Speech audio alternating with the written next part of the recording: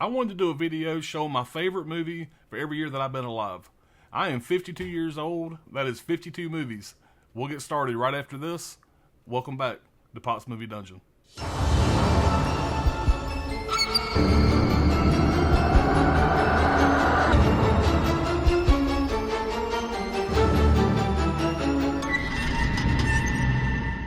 Hey, how's it going, everybody? Welcome back to Pot's Movie Dungeon. So this is going to be a big video. I just had a birthday last Friday, turned 52 years old, and I have seen a few other people do this, and I always thought it was a really cool idea for a video. So this is not an original idea, but it is something that I wanted to do. Like I said, 52 years old, what I want to do is I want to go over my favorite movie for each year that I've been alive. 1971, and I'm going to go all the way to the current year, 2023. So, like I said, I love movies. I got a passion for movies. It's always been one of my favorite things to do. Going to the theater back in the day was such an experience. Anybody that's as old as I am that went to the movies in the 70s, the 80s, it was a totally different thing. Every time you went to a movie, it was an event.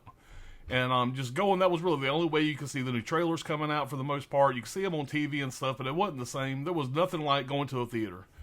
Everybody had TVs at home, of course, throughout my whole life, whatever, but you're talking about real shitty console TVs. Of course, back in the day, you didn't know how shitty they were. But, you didn't get the full experience until you went to a theater. Now everybody's got home theaters. Everybody's got big TVs at their home, and most people do. Or at least a nice TV. So going to a theater now is not as big of an event as it was back in the day. Back in the day, it was one of my favorite things to do. Hell, it still is. I don't go to the movies near as much as I used to, but when I go, it's still a good time. It's still something I look forward to. My goal is to try to make this video where it's not 3 hours long, so I'm not going to go into a deep dive about each movie. I'm just going to talk about, why I love the movie, maybe any memories I have of falling in love with this movie, what this movie kind of means to me, maybe tell you a little bit about the time I went to go see it, how things were back then. Maybe talk a little bit about what it was like seeing this movie for the first time in theaters, how I was introduced to it, etc. So I'm going to go ahead and get started with the first one here, and this is 1971. And I know that anybody that watches my channel, that a lot of these are probably not going to be real big surprises. But this is something I really wanted to do, just kind of document my favorite movies. And also I thought this is a really good way to kind of get to know a YouTuber. If you know a YouTuber's favorite movies through their entire life and a little bit of history of why they love film, I feel like you get to know that YouTuber a little bit better and maybe, enjoy the channel a little bit more. You kind of know where we're coming from instead of just some talking head on here running their damn mouth about movies. So like I said, this is something I definitely wanted to do. I think it's going to be a good time. I really appreciate you guys clicking on the video. Make sure you hit that subscribe button, hit that like button, all that cool stuff. I hope you guys stick around to the end. Like I said, I'm going to try to make this as entertaining as possible without taking too long on each movie. And some of these movies, it's going to be hard not to do that because, like I said, these are all my favorites. I have a lot to say about a lot of these movies. I probably have a lot of information, probably a lot of unneeded information about these movies. But it is what it is. Like I said, I hope you guys stick around to the end. So we're going to go ahead and get started with my first one here. And anybody that knows me, this is probably not going to be some huge surprise. But my very first one, I'm starting off with the man, Clint Eastwood. One of my favorite actors of all times. And of course, 1971, we are talking about this one right here.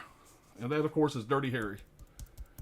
Yeah, 1971, Dirty Harry. I tell you, Clint Eastwood is something else. He's one of my favorite actors of all time, like I said. I was introduced to this movie by my dad. My dad loved Clint Eastwood. We would watch all the Charles Bronson's, Clint Eastwood, Chuck Norris movies back in the day. And so I was introduced to this movie at a really early age. Of course, the only time I ever seen it was on TV. I never got a chance to see it in theaters or anything like that, unfortunately. But it would come on TV all the time growing up. TBS used to show this movie. I mean, it seemed like every day, every weekend at least.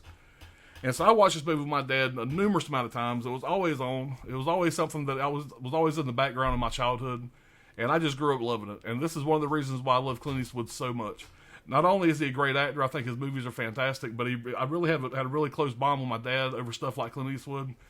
And now that my dad passed away in 2014, this movie means even more to me. I love the guy. I love the movie. Dirty Harry is a fucking classic.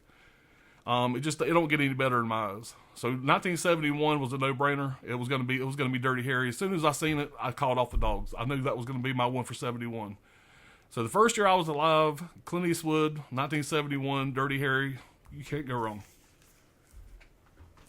All right, 1972.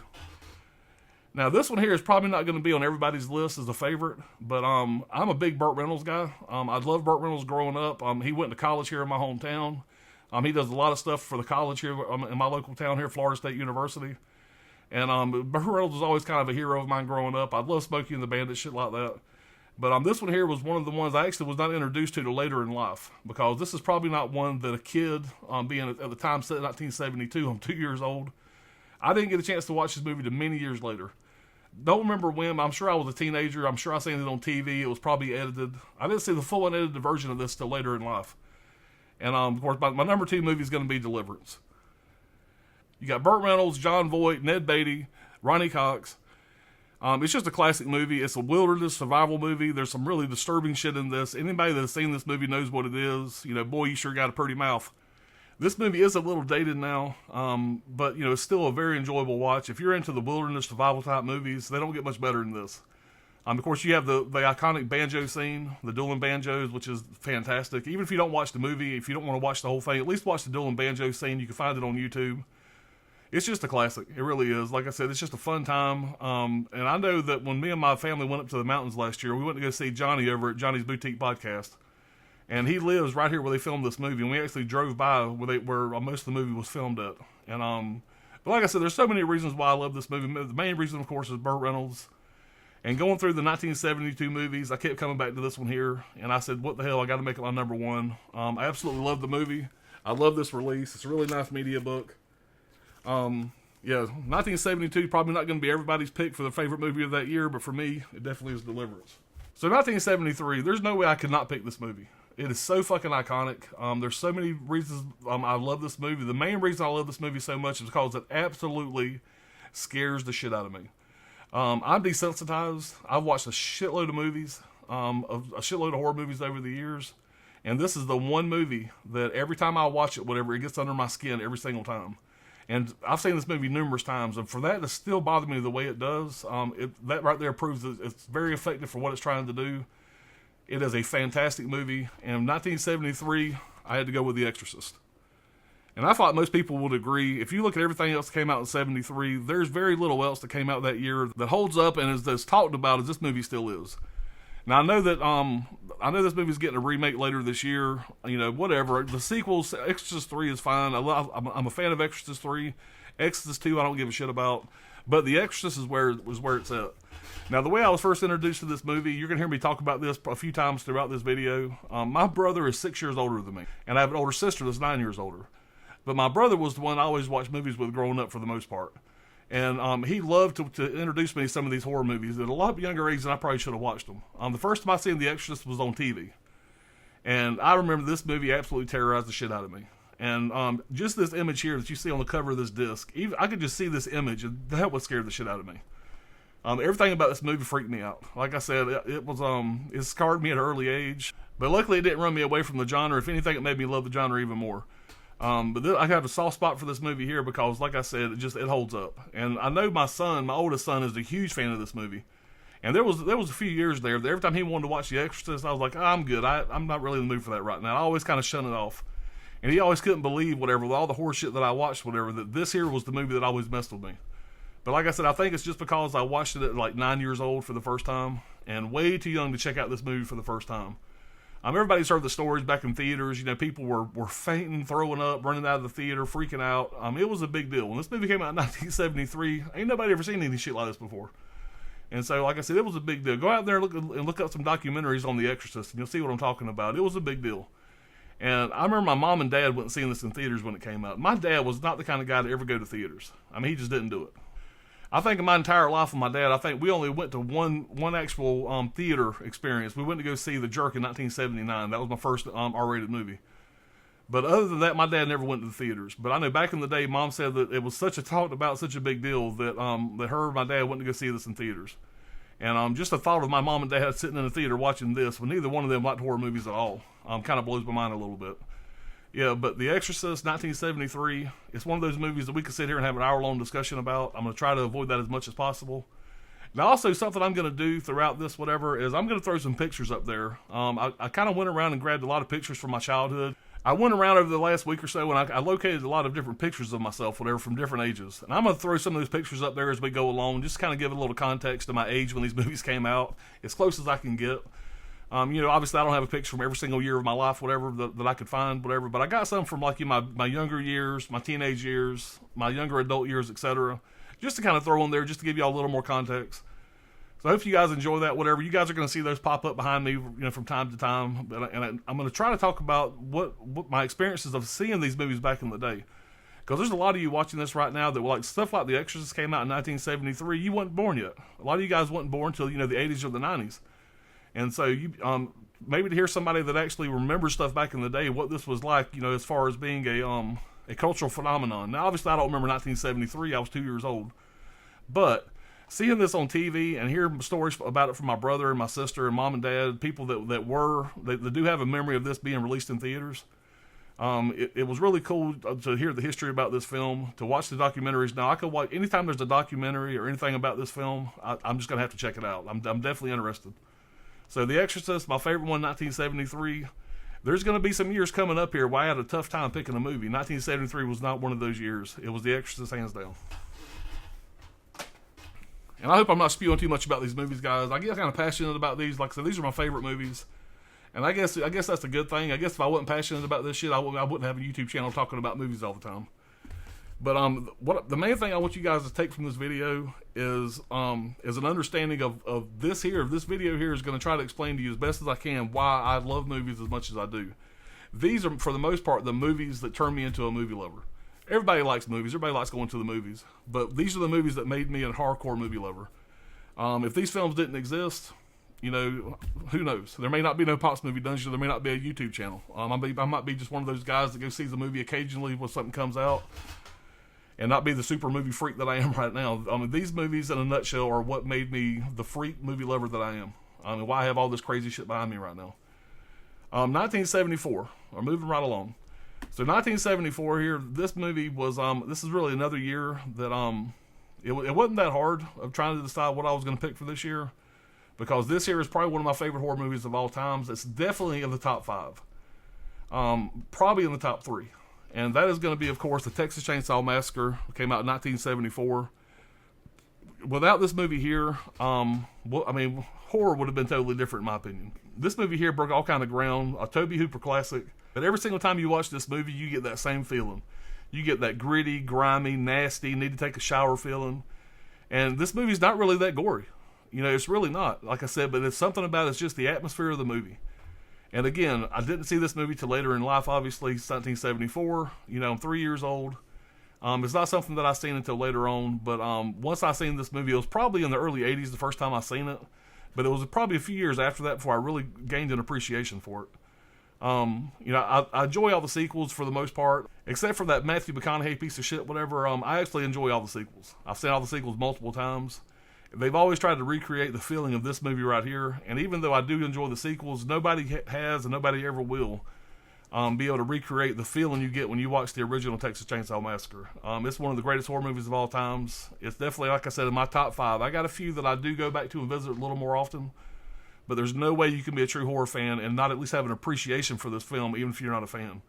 Texas Chainsaw Massacre, it's iconic, and it's my favorite movie of 1974. Now, 1975, anybody that has been subscribed to my channel for more than a day should know what movie I'm picking for 1975. This is one of those movies, whatever, that back in the day I did not see in theaters. 1975, I'm 4 years old. My mom ain't let me go to see this in theaters, by no means. But this is probably, pound for pound, my favorite movie of all times. It's going to be neck and neck with the one we're going to talk about a little bit later. But yeah, this right here is going to be Jaws. 75 was an easy year to pick out. This was the easiest year for me to pick my favorite movie. Jaws, in my mind, is a perfect movie. I know there's acting in it, whatever. You got the no-name, it looks like the local talent they kind of have as extras. But it doesn't matter. Everything in this movie works. I absolutely adore this movie. Everybody knows that. I could pretty much stop the rest of the video right now and just talk about this for the rest of the video. Love the movie. Everybody knows how much I adore this movie. It's just iconic. Robert Shaw, Richard Dreyfuss, Roy Schneider, the perfect team up, whatever. It's just everything about this movie works for me. This 4K looks absolutely fantastic. I would say just short of maybe Mad Max Fury Road, this is my favorite 4K steelbook I own. Throw this movie in with these lights in here, you get the blues and you get this iconic fucking movie in 4K. It is just fantastic. But I can't say enough about it. Jaws 1975, no brainer, no surprise. Everybody knew I was picking this for 75. And like I said, I remember my sister going to see this being 9 years older, and I do remember how iconic this movie was. I wanted to see it, but, you know, like I said, I was too young. The first time I actually seen the Jaws movie in theaters was Jaws 2. We had some cousins staying with us in town. Me and my sister and my brother and about 3 or 4 of my cousins went to go see Jaws 2. And that movie scared the absolute shit out of me. And I didn't see Jaws, the original Jaws, until a few years later. But Jaws 1 and Jaws 2 are definitely my two favorite in the franchise, just like most everybody else. But like I said, I seen Jaws 2 for the first time in theaters, and then I went back and seen this one. But over the years, I have owned this movie in every single possible physical media type you can think of besides Laserdiscs. I never owned any Laserdisc. But I live in Florida. We're surrounded by beaches, and so you go to the beach. You know, like I said before, if you're in the water and you hear somebody do that done up, your butthole's gonna pucker. It's just how it works. That's just how the score works. You know, great movie, great cast, great score. The whole fucking thing is just great. I love Jaws, 1975. I'm going to shut up now. We're going to move on. All right, so going into 1976. I'm just going to go and throw it up there because everybody fucking knows what this is. In 1976, we're going to have Rocky. Again, just like Jaws, this right here is going to be probably tied with my favorite movie. If somebody says, what's your favorite movie of all times? It's always going to be Rocky or Jaws. It's probably whichever one I watched last. But I would say overall, it's going to probably have to be Rocky. Rocky is... There's very few movies out there that is as special to me as the Rocky franchise. There's something about this character. There's something about this cast. It's got more heart than any other fucking movie I've ever seen. There's not many movies that give you that feeling of just pure fucking chill bumps every time you watch it. I've seen this movie 100 times. And every single time I watch this movie, I catch myself, just getting a little more... I catch myself getting emotional. You know, just it's almost like I'm watching it for the first time. And I can't think of many other movies that I get that feelings from. The Rocky franchise is something else. Everybody knows the story of this. You got a guy, Sylvester Stallone, who didn't have shit. You know, somebody offered him, you know, like $300,000, whatever it was, to buy the rights to the movie, and he said he turned them down. You know, he basically said, you know, I want to star in the movie. I want to be the starring character. I want to be Rocky. And he finally made it happen. And not only is this the story of an underdog, it's the story of Sylvester Stallone being an underdog as well, making his dreams come true. And it's just so damn deep, man. I mean, Talia Shire, Burt Young, Burgess Meredith, Carl Weathers, it just works. It just simply works. Every single thing about this movie is perfect to me. I love the franchise. I love Sylvester Stallone. I love Rocky. What the fuck can I say? It's just one of the best things that I've ever seen in my life. But unfortunately, I didn't get a chance to see Rocky in theaters. I really didn't start really falling in love with the Rocky franchise probably until Rocky 3 came out. I remember seeing Rocky 3. You had Hulk Hogan in there. It was such a good time. And I want to say that I had seen Rocky 1 and 2 just kind of in passing, whatever, when it came out on TV and stuff like that. But my memory of watching the Rocky films, whatever, pretty much grew after Rocky 3. After Rocky 3 came out, any chance I got, I would go rent Rocky 1, 2, and 3 and just watch them over and over again. Buddies would come over on the weekends to spend the night, hang out, and we would rent the Rocky franchise. And I loved renting those movies and showing them to somebody for the first time. It was a great feeling. Rocky 2, you know, the way Rocky 2 ends when both guys fall down and, you know, they're both trying to get up, you know, see who's going to win the fight. There's so many iconic scenes in the fucking Rocky franchise. And we'll talk about the other ones a little bit later, I'm sure. But the first Rocky movie, again, is one of my favorite movies of all times. My memories of it, like I said, I wish I could have experienced this in the theaters for the first time. But unfortunately, whatever, my first experience of the Rocky franchise, whatever, was watching Rocky 3 and going back and watch Rocky 2, whatever, on TV numerous times and renting it on home video a dozen times. I've, again, owned this movie in every format possible. Again, besides Laserdisc, I never had a Laserdisc. But, yeah, Rocky, the perfect film. Rocky and Jaws, if somebody's going to say, give me two perfect films, it's going to be Rocky and Jaws every single time. Love it. Oh, I feel like I just spewed a whole lot about that movie, guys. I'm sorry. Anytime I start talking about Rocky, sometimes I feel like I just blab my damn mouth, whatever. But, yeah, I absolutely love the Rocky franchise. Yeah, 1976, man, 5 years old. I do wish that I would have been a little bit older during that time, whatever, just so I could have been to the theaters and experienced that for the first time in a theater. That would have been fantastic. All right, so moving right along to 1977. Yeah, this again, guys. Anybody that watches this channel, you know, this is kind of when I started falling in love with movies right here. As much as I love Jaws, and as much as I love Rocky, you know, those are really movies that I discovered a little bit later in life. And so, like I said before, those are the perfect movies for me. But I didn't actually experience the phenomenon of those movies in theaters. The first time I have a memory of really experiencing a phenomenon. Now, I'm using the word phenomenon when it comes to movies. You only get a few times in your life to be able to say that about a movie. You get to truly say that, okay, this was a cultural phenomenon. 1977, of course, I'm talking about Star Wars. And I am talking about Star Wars Episode 4. Of course, at the time, it wasn't called Episode 4. It was just called fucking Star Wars. Later on, after the prequels came out, of course, it was Episode 4, New Hope. That's what everybody knows it as now. But, yeah, to say this is the reason why I love movies, if anybody was to ask me, what got you into movies? Why do you love movies so much? This right here would probably be my answer. Matter of fact, that would be my answer every single time. My entire childhood was Star Wars. Every Christmas, you go into my bedroom at any given time growing up, whatever, it was loaded with Star Wars shit. Star Wars posters, Star Wars, covers and shit on the bed. Action figures. I mean, all the planes, all the ships and everything. I mean, if Star Wars had put it out as a fucking toy, I had it. Yeah, I was a Star Wars freak, to say the least. But anyway, Star Wars, I mean, what can you say about it? It broke new grounds. There's things that they discovered and did and used in this movie that they still use now. This right here started it all. Star Wars was the first thing that really made the toy industry explode. There's so many iconic things about this movie. It's just I could talk about it forever. But Star Wars: A New Hope, Episode 4. It's one of the reasons why I love movies. It's one of the reasons why that anytime that a new show comes out, a new movie comes out, whatever, I'm going to be the first one there. I'm going to be ready to go see it. I'm all about it. And I know everybody hates the prequels, and a lot of people hates the last 3 episodes that came out. But I don't want to go down that road. But the original Star Wars, even if you're not a fan of it, you at least got to appreciate the cultural phenomenon that it was. It was definitely my favorite movie of 1977, hands down. 1978. Now this one here was a little bit tougher. This was a toss-up between 2 movies for me, really, for 1978. And I decided to go ahead and pick one. Now there's going to be a couple years in this, whatever, that I couldn't pick one. And so there might actually be like a tie for a couple years. I'm trying not to do that too much. This year was almost in that situation, whatever. But I did pick one clear-cut winner for this year. 1978 is going to be John Carpenter's classic Halloween. What can I say about the movie?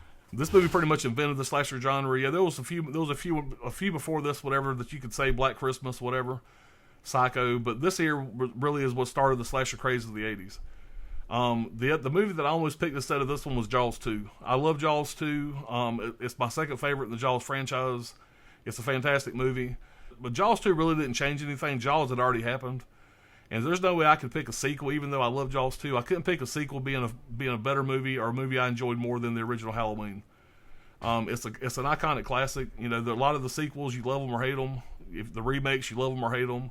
But you got to appreciate whatever the original Halloween movie, what it did for the horror franchise. Michael Myers, to this day, is still an iconic horror villain. Hell, we were up to our ass at Halloween shit as early as last year. Halloween is just a cultural phenomenon. It is fantastic. I love this movie. I watch it at least once a year. I had to pick Halloween for 1978. It just had to happen. But Jaws 2, don't get me wrong, Jaws 2 was right there. I did go back and forth. But when it came right down to it, whatever, I had to go with Halloween. I had to go with Halloween for this year. Alright, now this is going to be the first year, whatever, that I think I actually going to have a tie. Because I went back and forth on this one here, and I simply couldn't decide. If I have to decide, it's going to be Rocky 2. Rocky 2 is probably my second favorite in the franchise, maybe third favorite. Rocky 1, 2, and 3 are pretty interchangeable as far as which one's my favorite film. It's always pretty much going to be Rocky. But Rocky 2, this one here is the one where he finally becomes champ. They do such a fantastic job. Most people, most of the time when you see a sequel, whatever, it's never as good as the original. This sequel here really holds up to be as good as the original Rocky movie. To a lot of people, Rocky 2 is their favorite. It's just, I don't know, man. It's such a feel-good movie, man. It's such a feel-good, perfect, absolutely fantastic movie. What else can I say other than fuck? It's just fantastic. The Rocky 2, if I have to pick one, I'm gonna make this one my favorite movie of 1979. But The movie that I had a problem, I'm really looking over here, and I don't know how I could not say this is my favorite movie in 1979. I mean, I've sat here for quite a while going back and forth. So really, the other movie that really tied Rocky 2 for 79 is going to be the original Alien. When it comes to this movie here, very few people that I know don't love it. I feel like that everybody has heard of this movie. Everybody knows the iconic chest bursting scene. The movie is absolutely fantastic. I mean, you pretty much got a horror movie in space. And, you go to Aliens, whatever, and it's really just an action movie. This one here is a true blue horror movie. And it's one of the best in the business. I mean, it really holds up. Some people say it's too slow. They like Aliens better. And I was one of those people. For the longest time, I was a bigger fan of Aliens. I think I do actually prefer the original Alien over Aliens. It really depends on what kind of mood I'm in. But I was looking at the movies for 1979, and I seen Rocky 2 and I seen Alien, and I said, how in the hell am I going to pick between those two? Alien is just iconic. Sigourney Weaver, Tom Skerritt, Henry Dean Stanton. I mean, it's got a great cast. Everybody works well together in the movie. All the characters are great in the movie. The tension is fantastic. The special effects are just for 1979. The special effects were kind of cutting edge. So yeah, the original Alien movie and Rocky 2. If I have to pick one, it's going to be Rocky 2. But yeah, it's pretty damn close to a tie for me on that one.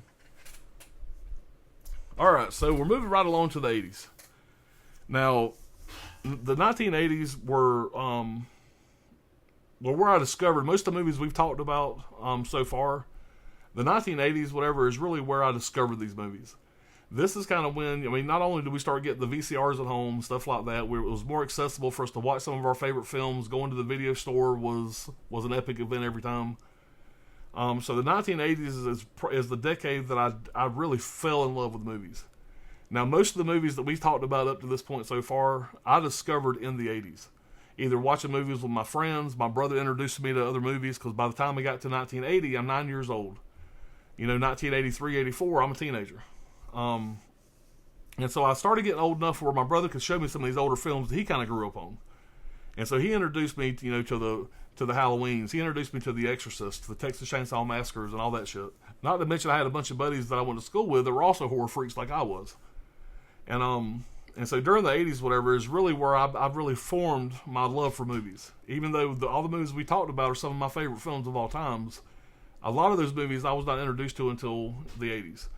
So if anybody ever says my favorite decade for movies, it's going to be the 80s every time, because not only did I discover most of the movies from the 70s in the 80s, it's also where most of my favorite films are going to be in the 1980s. So picking my favorite movies for every year in the 1980s was a fucking task. Even though I think I got it locked down where I'm going to pick my favorite movie for each year, I'm going to have to give some honorable mentions on some of these years, because there's just too many bangers out there to pick just one and just let the other ones go unnoticed. But yeah, 1980s is where I fell in love with movies at. There's so many movies in the 1980s that I can look at, and I have nostalgia. I'm starting to have memories now. I'm starting to have memories about where I was when I watched this film for the first time. I'm not just watching it on TV. I'm watching these movies now as they get released. And the 1980s was the best time, whatever, for movies. I mean, when you get something like Raiders of the Lost Ark, Empire Strikes Back, Return of the Jedi, when these movies are hitting theaters, these are events. And they are events different than they are now. Now, by the time the movie gets out, we're so desensitized, because you got trailers left and right. You have, every time you click on any kind of website, there's going to be an advertisement for this movie. It's marketed to death. Back in the day, whatever, it was something where people would go to the theaters and hope that they're going to show the new trailer for Raiders of the Lost Ark. And when you a lot of people would go to the theaters just to watch the trailer to Raiders of the Lost Ark or something like that, because it was such a phenomenon when it came out. You see them on TV and stuff like that, but we didn't have all this shit in your face the way we do now with the internet and all that stuff. You had magazines, newspapers, and going to the theater and actually seeing it. And then after you've seen the movie, that was it. You couldn't really come on and pirate the movie. You wasn't getting it on a streaming service 2 weeks after it leaves theaters. But after you see that movie in theaters, until we got VHSs at home and stuff like that, you had to wait for it to come on HBO. You had to wait for it to be released on regular TV. And then, of course, a few years later, we started getting VCRs at home. And then, you have to wait, 6-8 months, whatever, for a movie to come out for you to be able to rent or buy for a VHS.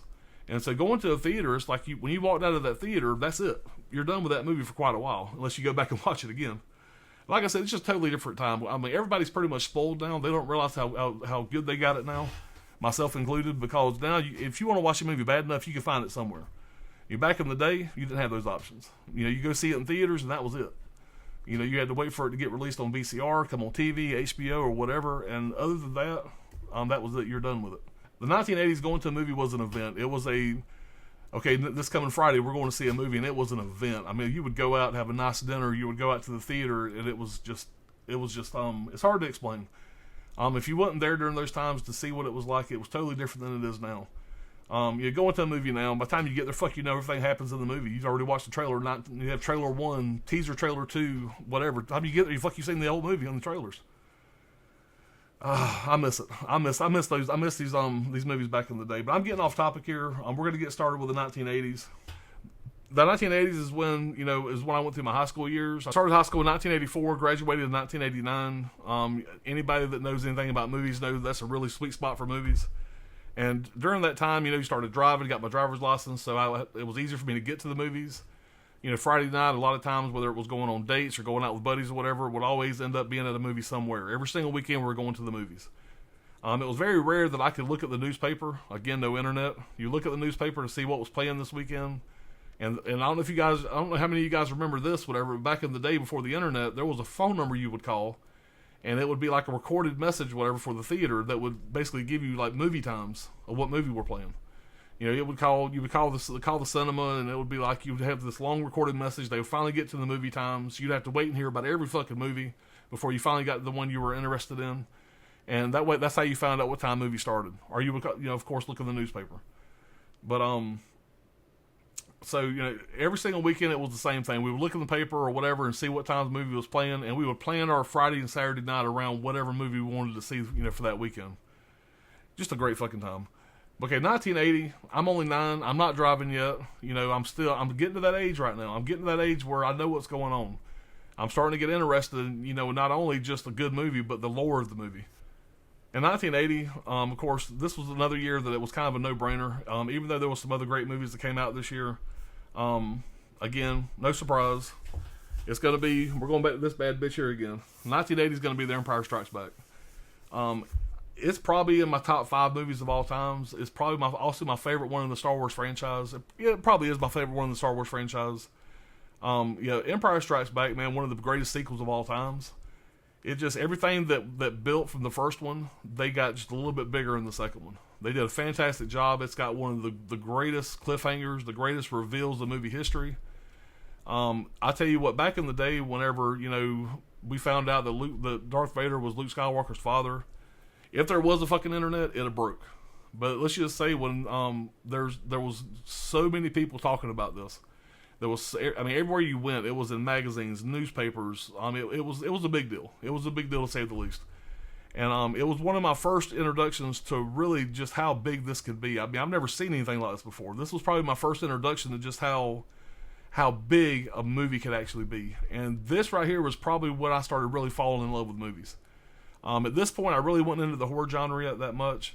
I was more into the stuff like Star Wars, the fucking Herbie movies, the shit like that, whatever. I'm 9 years old.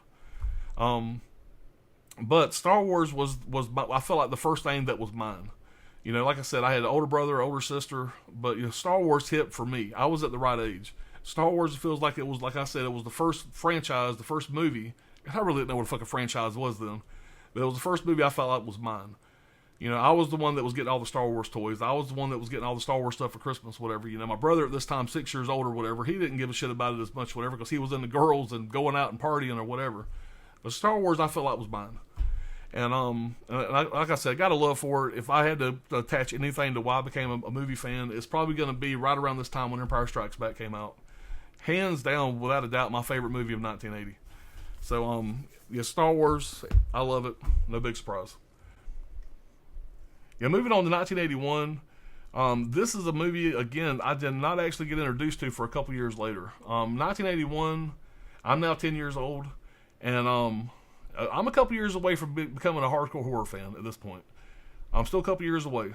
But I know a few years later I did get introduced to this movie, and I got introduced to this movie when the sequel actually came out. I had a buddy in high school that was a big fan of this franchise, and when the sequel came out, whatever, me and him watched the sequel together, and then of course we went back and rented the original. And I fell in love with him. I fell in love with this dude here. I'm just going to show you what I'm talking about. Favorite movie of 1981 is going to be the original Evil Dead. Like I said, I was introduced to this when Evil Dead 2 came out, and Evil Dead 2 blew me away. And me and my buddy I'm talking about, rest in peace, he passed away a few years ago, my buddy Adam. He basically introduced me to this character in this franchise, and I've been a super fan ever since.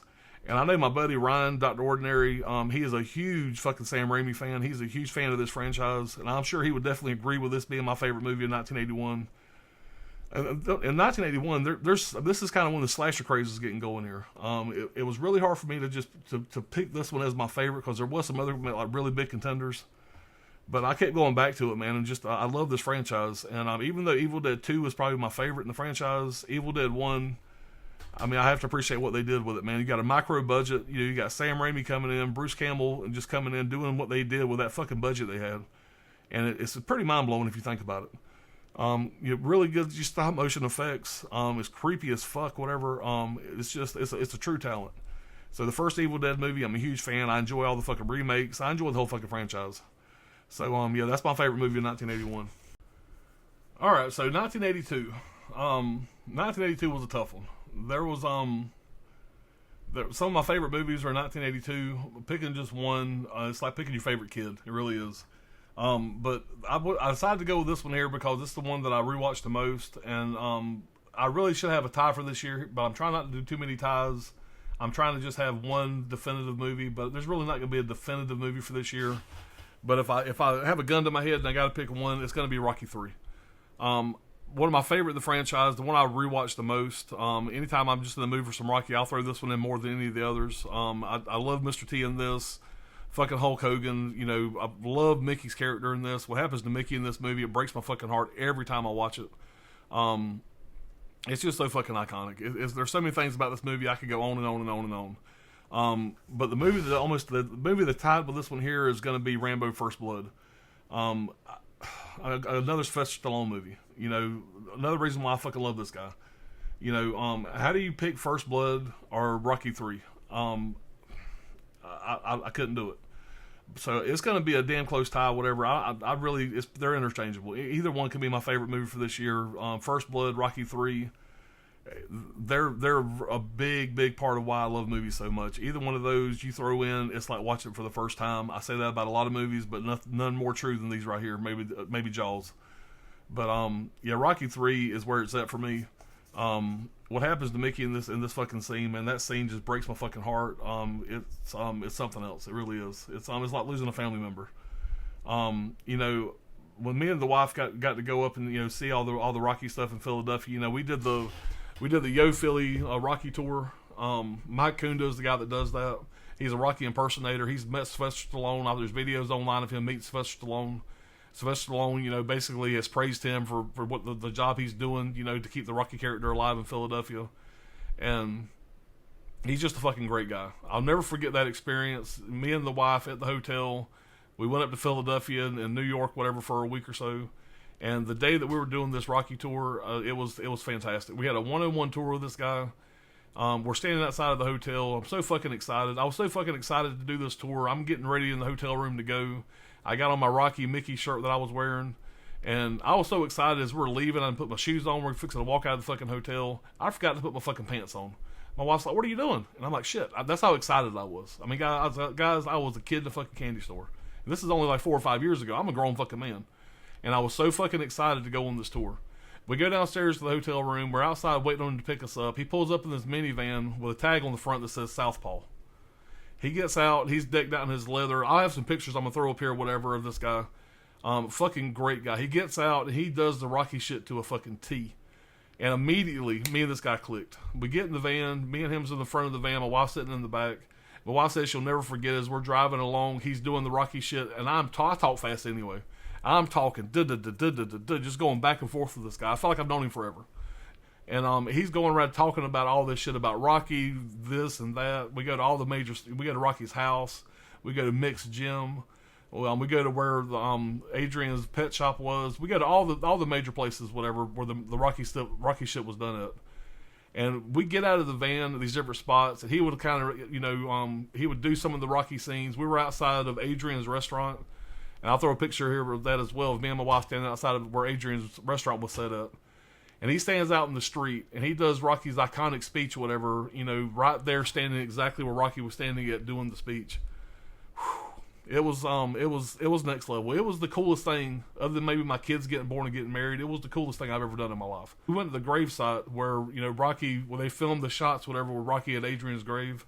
They still have Adrian and Paulie's grave there at the cemetery. Obviously not real, but they still got the headstones there. And I'm sitting there looking at these headstones, and I'm fucking getting emotional. And I look over, and this Mike Coon is looking at me, and he says, right there is where I can tell the true Rocky fans and the so-so Rocky fans. When somebody looks at these graves or whatever, and they get emotional, which a lot of people do, he says that right there kind of tells you who the true Rocky fans are. And yeah, it was, like I said, it was something else, man. It was an event. But yeah, Rocky 3. I'll tell you that story just because the thing that happened to Mickey in this movie here, to me, it feels like a family member almost. That's how special these characters are to me, and I can't say that about a lot of other movies, if any. But yeah, I have an adoration for these movies. So just by a little bit, it was above First Blood. But First Blood, I mean, it was something else. I mean, everybody knows Rambo and Rocky are Sylvester Stallone's two characters. That's who he's known for. And it was hard not to put First Blood number 1, but I just couldn't put it ahead of Rocky 3. I just couldn't. But yeah, some other ones that almost made the cut here. You got Poltergeist. I've told that story before. Also, my brother drug me to go see that in theaters. Made me stay awake until our TV went off at night, whatever, which it did around 1 o'clock, and you get the static like you see in the movie. And, you know, kept me awake, just fuck with me a little bit, being the older brother, and maybe watch the statics. Fucking terrorized me. But I fucking love Poltergeist. I adore that movie. Fast Times at Ridgemont High, one of the greatest comedies ever. You got Creepshow, The Thing, Officer and a Gentleman, I absolutely love. Halloween 3, which I didn't really grow to love till later on. But that's another great movie. Just so many. I mean, 1982 was a banger year. You get Rocky 3 and First Blood the same year. I mean, fuck. What a big time for Sylvester Stallone. So I'm going to have to go with Rocky 3 as much as that. It pains me not to put First Blood first. But just, yeah. I'm moving on. And I apologize for spewing so much about the Rocky movies. It's just hard not to. You know, I'm sitting there telling y'all why I love cinema, going through every single year of my life of what movies mean to me and what movies were my favorite of each year. It's hard not to really go into, like, a little deeper cut on the Rocky movies because it's such a big fucking part of why I love movies so much. But we're going to move on from that, guys. 1983, I'm 12 years old. And this is it. This is the year that my love for movies is there. My love for movies is, I'm in. I'm in 100% by this point. And from here forward, whatever, anybody wants to talk movies, I'm there. Anybody wants to go see a movie or anybody wants to rent a movie, at this point, I'm there. You know, I'm in middle school at this time, and, you know, I'm starting to get to the age, whatever, where, you know, the parents can take you to movies and drop you off. I'm not driving yet, but I'm at the age where, you know, I'm going on my first dates. You know, you got your parents dropping you and your girl off at the movies, whatever, you know, to go see a movie and play video games at the mall, shit like that. Everybody remembers that time of their life. And I have to say that the mid-'80s was probably one of the coolest times for this. Go see fucking Karate Kid. Go see Daniel LaRusso going on his little fucking date. It'll kind of give you the vibe of what it was like during that time. You got your mom dropping you off at the arcade. You catching a movie. Yada, yada, yada, whatever. And this is kind of that sweet spot for me right here. But I'm just starting to get to that point. I got my first date coming up here in about a year or so. But this one here, my number one movie for 1983. And I don't think this is really going to surprise a whole lot of people that watches my channel. But I do want to go through quite a pretty lengthy list, whatever, of other movies that almost made it. Because I absolutely fucking love this movie. Everybody knows that. But my favorite movie of 1983 is going to be Psycho 2. And that surprised me a little bit because when I first seen this back in the day, my brother had went off to college, and me and him we were visiting his school or whatever. And me and him had went off to kind of spend some time together while we were up there in South Carolina, and we went to the theaters and went to go see Psycho 2.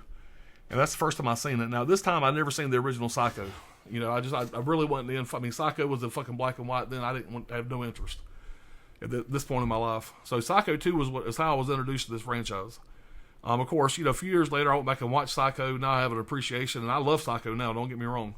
But Psycho 2 is still the favorite in the franchise, probably for the biggest reason to the way I was introduced to it. Norman Bates, Anthony Perkins absolutely owns this role. From his little stutter, his little smirk when he starts going crazy. Absolutely fucking adore it. But like I said, first time I seen this movie, my brother had went off to college. Me and my brother were super close. 6 years older, like I said. He had went off to college. Me and the family had went up to visit him for the first time. He played football. He went on his football scholarship. We went to go visit him, and me and him kind of went off for the day to go fuck around. He showed me around town. And, of course, me and him always went to movies. Me and my brother always went to movies back in the day. And so that's, of course, what we did up there. We went to go see a movie, and it was Psycho 2. And that was my first memory of it. And there's a few others. Whatever. Cujo was another one that we seen when we were up there in South Carolina on visiting him in college. But Psycho 2 left a mark. What can I say? I love it. But that being said, as much as I love this movie, this wasn't just, okay, Psycho 2, fuck it, I'm done. Let's move on to the next year. Psycho 2, whatever, is my favorite movie of the year. I've went ahead and decided on that. But let me tell you some competition that I had in 1983 for my favorite movie. You got Return of the Jedi. Now, don't get me wrong. I like Return of the Jedi just as much as I like the other Star Wars movies. But that being said, whatever, Return of the Jedi, out of the first three originals, was definitely my least favorite. I still watch it. I still watch it, as much as I watch the others. If I go to watch Star Wars, I watch Return of the Jedi. There's so many iconic scenes in it. It's a great, fantastic movie. The Ewoks take me out of it quite a bit as I gotten older. They didn't bother me as much back then, but the Ewoks are not my favorite. And so there's a lot of parts of Return of the Jedi that kind of fall off a little bit because of the Ewoks. I'm not taking anything away from the movie. I love it. But I couldn't really put Return of the Jedi, if I was being honest with myself, as iconic as it was, the memories of seeing it in theaters. I really couldn't put it above Psycho 2 just because of that memory of seeing this with my brother, as much as I love Norman Bates or Anthony Perkins in this. So Psycho 2 beat that out just a little bit. But some others that almost made the cut was War Games. Fucking love War Games. Very excited that we got that 4K on this past year.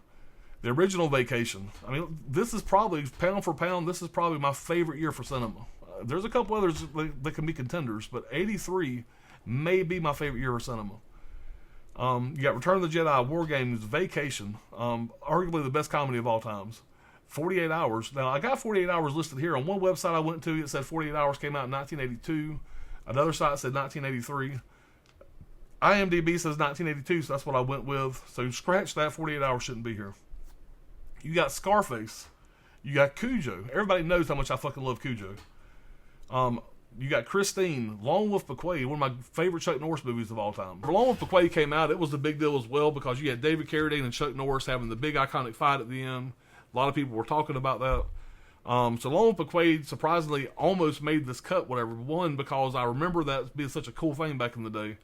I remember going to theaters multiple times to see it. And it's really what kind of introduced me to Chuck Norris as far as being a fan of Chuck Norris. My dad would always watch the Chuck Norris movies on TV. It was the first Chuck Norris movie that I seen as a new Chuck Norris movie. You know what I mean? But when I got right down to it, I couldn't put anything above Psycho 2. It's going to be my favorite movie of 1983. This was a pretty damn tough year to figure this out. All right, so moving right along, we're going up to 1984. There was some bangers here. By this time, I got best friends. Me and my best friends, I got my best friends I go to the movies with. When a new movie's coming out, we talk about it, we build it up, we learn everything we can about it. We get the Fangoria magazines. I was getting Fangoria magazines and stuff back in the day. That's how you got your information. That was the best way to get your information on really deep cuts of the movie. And really what was coming out and stuff like that. Special effects, seeing how they were made. Fangoria magazine was fantastic. I still get it to this day. Anyway, I'm getting off track here. 1984 or whatever was a fantastic year for movies. It was, I have vivid memories of seeing these movies in 1984. There's a slew of them. There's so many iconic ones. And I'm sitting there looking at the list now of what I landed on. And I keep asking myself, I said, did I make the right call? Did I make the right call? Because there's so many in this fucking list that could have been number one. But when it got right down to it, whatever, I couldn't see anything going above this one here. Favorite movie of 1984 is going to be the original Terminator. I had to pick this one as my number one. I mean, it is fucking fantastic. I remember seeing this in theaters. It fucking blew me away. I seen this in theaters, I don't know how many times when it came out. But yeah, just a fucking great movie. What can I say about it? I mean, this was what made Arnold Schwarzenegger a superstar.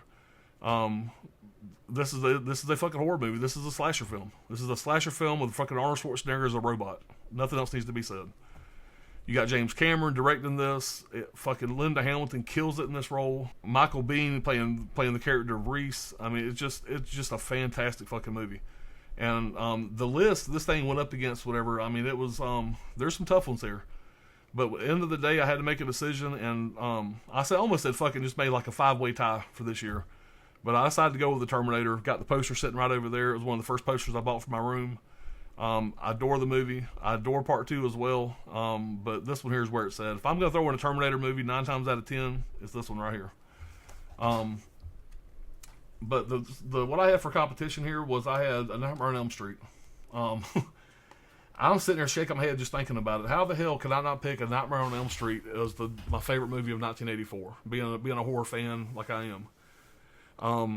It was close. It was close. This was almost a 2-way tie because Nightmare on Elm Street was another fucking amazing theater experience. It's probably, this is the thing, okay? Like I said, my brother was older than me, like I said before many times.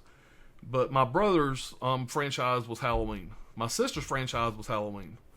My brother's franchise was really Friday the 13th. I was introduced to both of those. A Nightmare on Elm Street was mine. Okay, Nightmare on Elm Street was the one that me and my friends were talking about. Back when my brother was the age that I was right now, they were getting the Halloweens. I was getting Nightmare on Elm Street. I was at that sweet spot when this came out. Now, even though the first Nightmare on Elm Street, when it came out, whatever, it was a big deal, it wasn't as big a deal as Freddy's Revenge. When part 2 came out, that fucking... I've never seen a theater so crowded and so crazy as I seen Nightmare on Elm Street, Freddy's Revenge. Because, when Nightmare on Elm Street came out, it was just another horror movie. Nobody knew what it was going to do to change... nobody knew what a cultural phenomenon it was going to be. Of course, word of mouth grew pretty quick, whatever. That's how movies really got so popular back in the day, was word of mouth. And so everybody, by the time it had finished its run, everybody knew about A Nightmare on Elm Street. But when part 2 came out, like I said before on my videos, I had to go see A Nightmare on Elm Street part 2 at least twice in theaters, because the first time, first off, you didn't get pre-assigned seats. You got to the fucking theater and found your best seat. Well, we had to sit in the very front row in the corner, and it was so fucking loud. Every time Freddy was on screen, it was just screams and hollers and people standing up cheering, and it was so fucking loud and crazy you couldn't hear anything.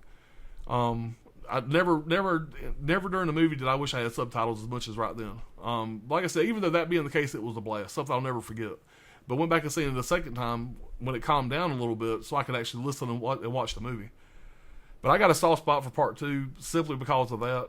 I seen part 1 in theaters as well. But like I said, it was more of just a going to see a movie. You didn't know what a big franchise it was going to be until after Freddy's dead. I'm sorry, until after Freddy's Revenge Part 2. After Part 2, every time a Nightmare movie came out, it was an event. It was basically your Scream franchise, Saw franchise of the 80s is what it was. But yeah, like I said, Nightmare on Elm Street, whatever, it came real close to being my number 1. It probably should have been. It's one of the ones I'm shaking my head on, going, how the fuck can I not make that my number 1?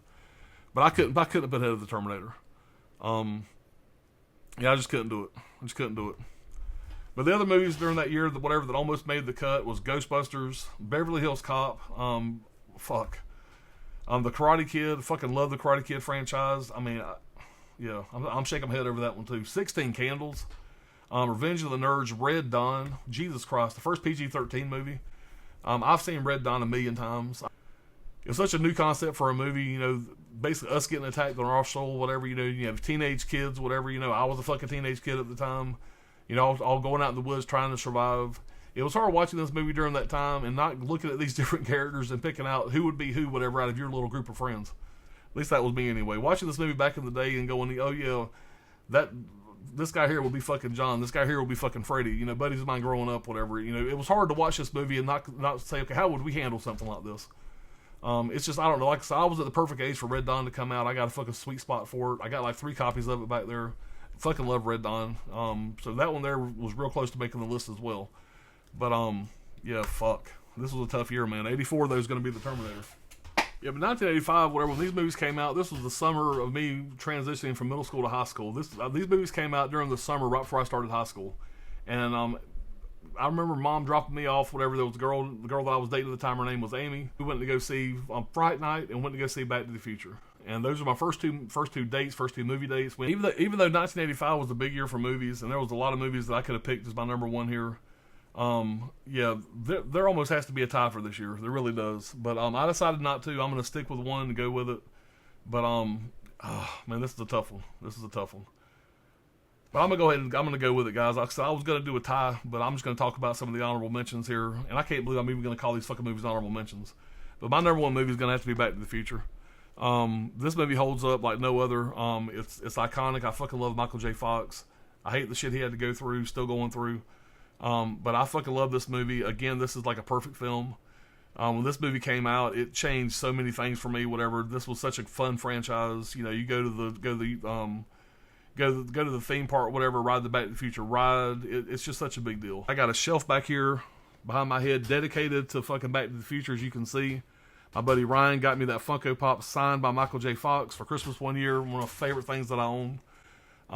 Fucking love the movie. As many great movies that came out this year, there was no way this wasn't going to be number one. But let me tell you what some of the competition was. You got The Breakfast Club, which I'm sure if Brian Goes Blue and Coco's watching this, that's probably going to be Brian Goes Blue number one movie of 85 if I had to guess. And I can understand why. The Breakfast Club is fucking fantastic. It came out at a perfect time for me. Like I said, starting high school, it was very relatable. Rocky IV. Yeah, I put this ahead of Rocky IV, guys. I love Rocky IV. I love Ivan Drago. It's one of my favorite in the franchises. And as much as I like Rocky IV, I couldn't put it ahead of Back to the Future. I couldn't do it. Just couldn't do it. So Rocky IV, and another one that I had a really hard time with was Rambo First Blood Part 2. First Blood is a fantastic movie, but Rambo First Blood Part 2 it's got to be in the talks. Whatever, is one of the greatest sequels of all times. I love Part 2. And again, you got Fright Night. I adore Fright Night. Could not put it ahead of Back to the Future. Return of the Living Dead. People's heard me talk about this before. It's one of my greatest horror comedies of all times. I fucking love the Return of the Living Dead. Me and my buddy John, me and John grew up together, and we're still best friends to this day.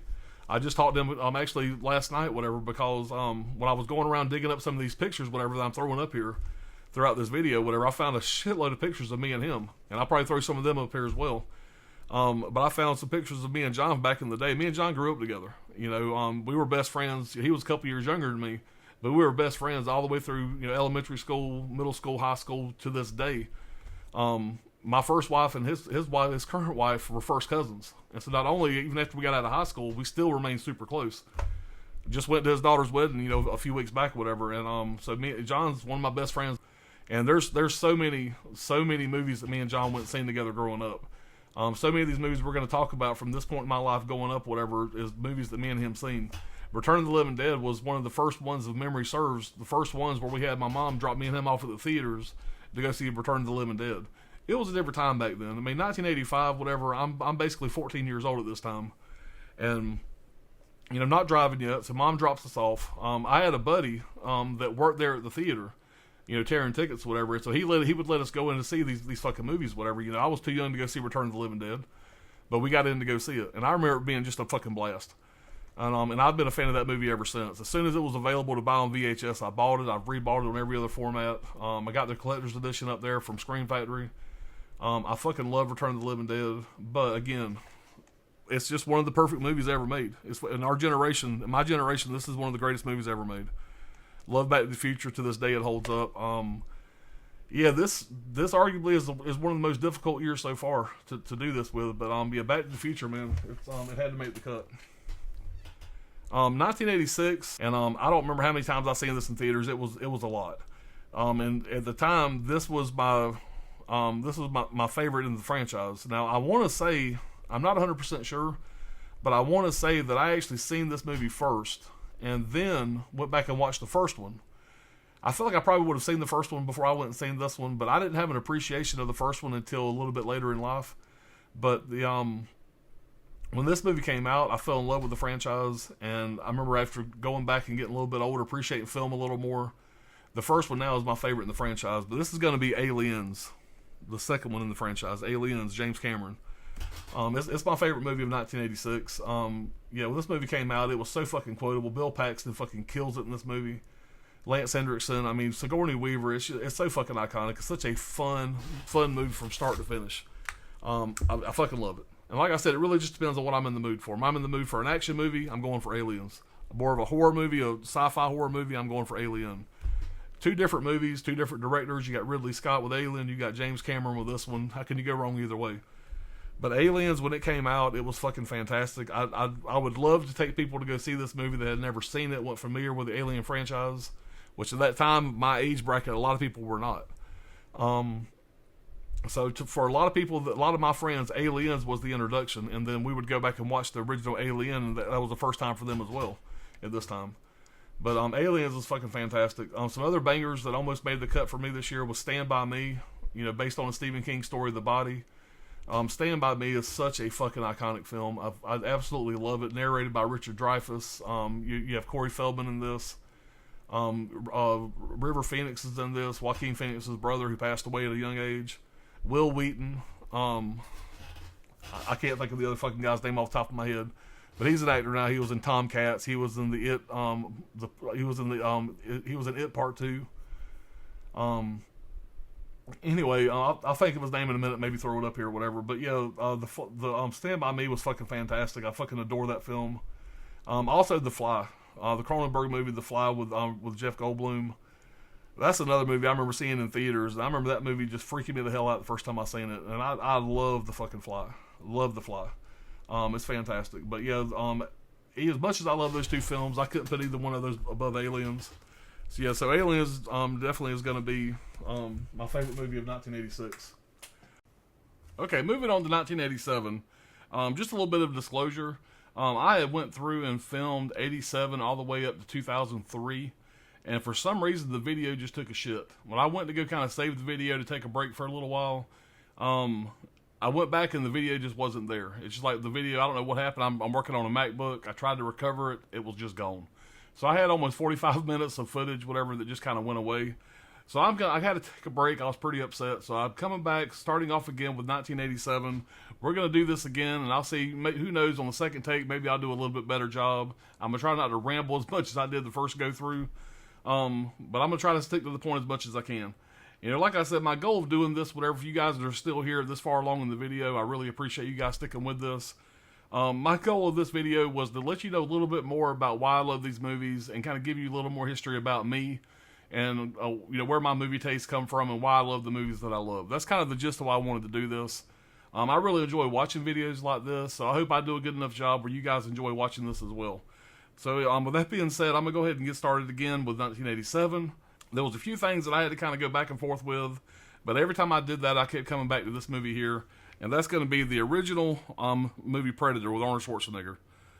This movie here holds up like no other. I could watch this now, and it feels like it could have been made this year.